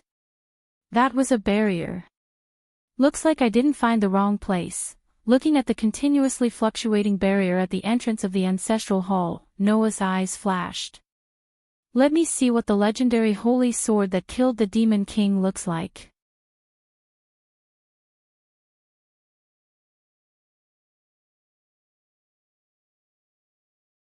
Chapter 944.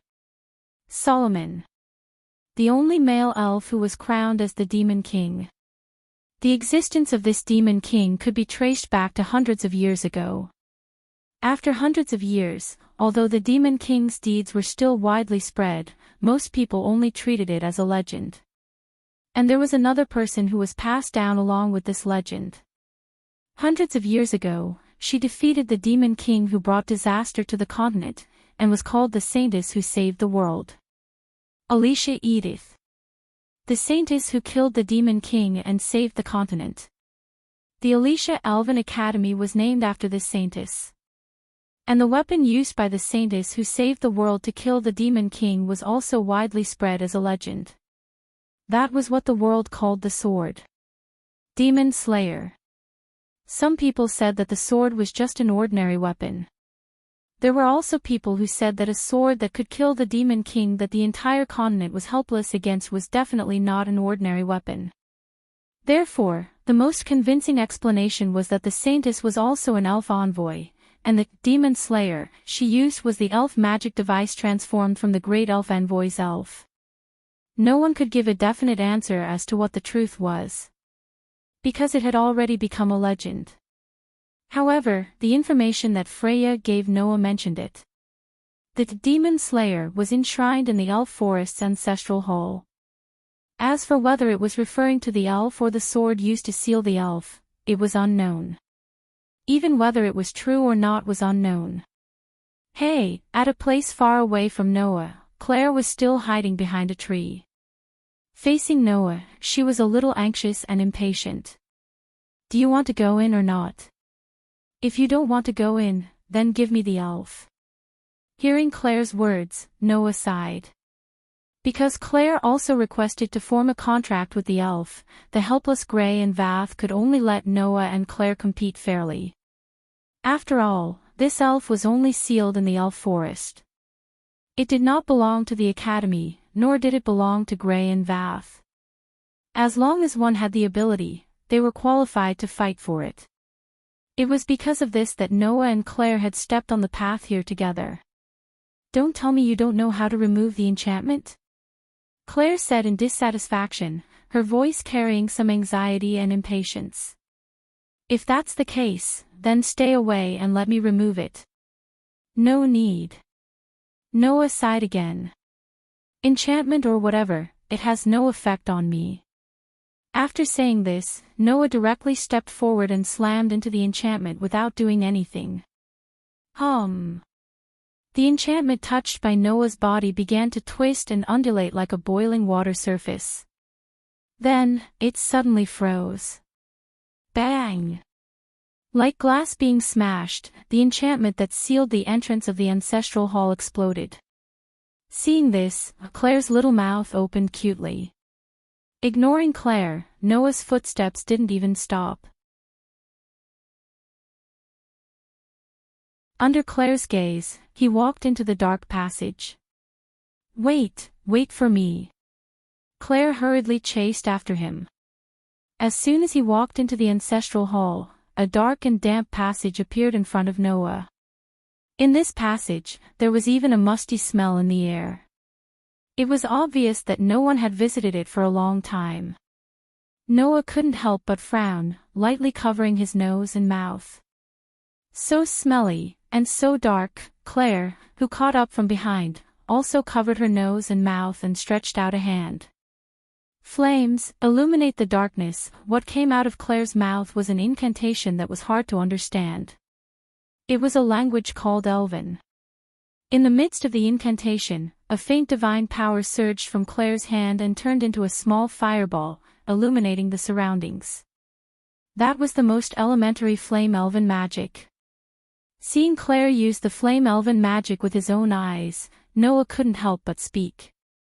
Since you can use both the flame elven equipment and the flame elven magic, it proves that you have formed a contract with a flame elven, right? Yes. Claire's mind didn't seem to be on Noah anymore.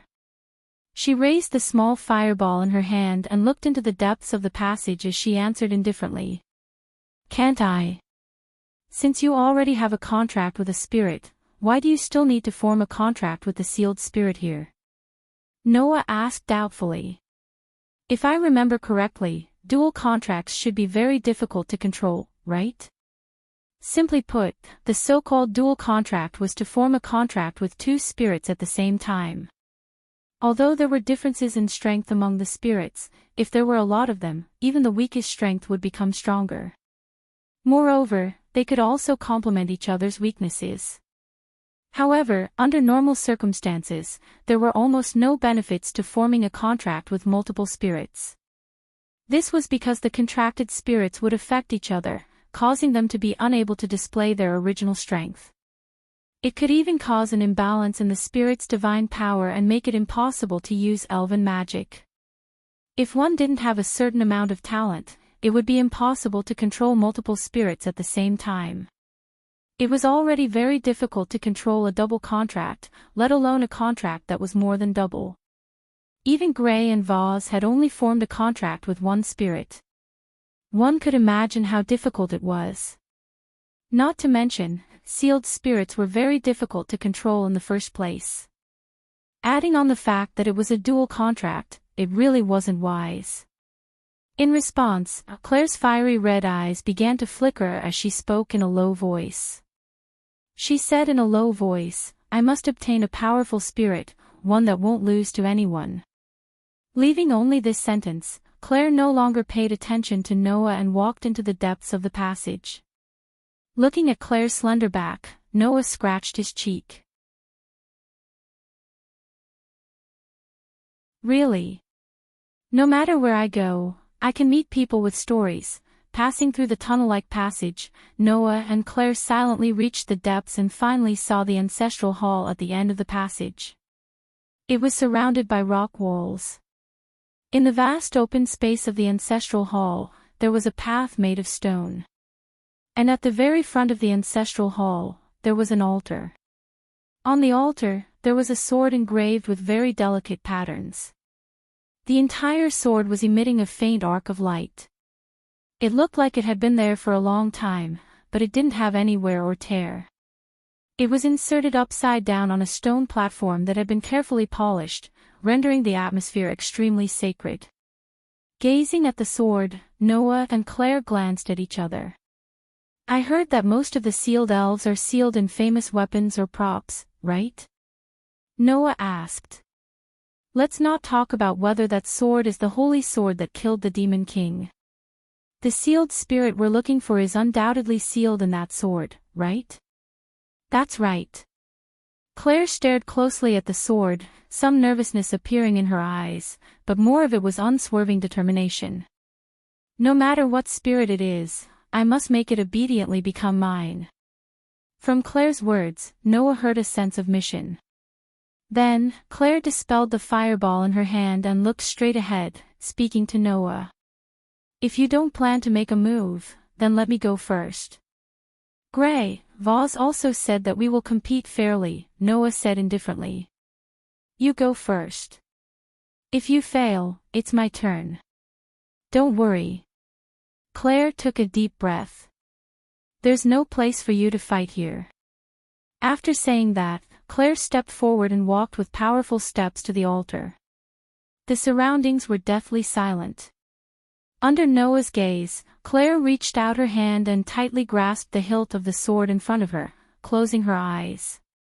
Proud spirit sealed in the ancient holy sword, you shall serve me as your master and form a contract, then I shall be your scabbard." When the elven incantation flowed out of Claire's mouth like a song, the holy sword hilt in Claire's tightly gripped hand started to blossom with light. Whing! Suddenly, within the vast ancestral hall, a gust of wind swept out in all directions with the altar as the center without any warning.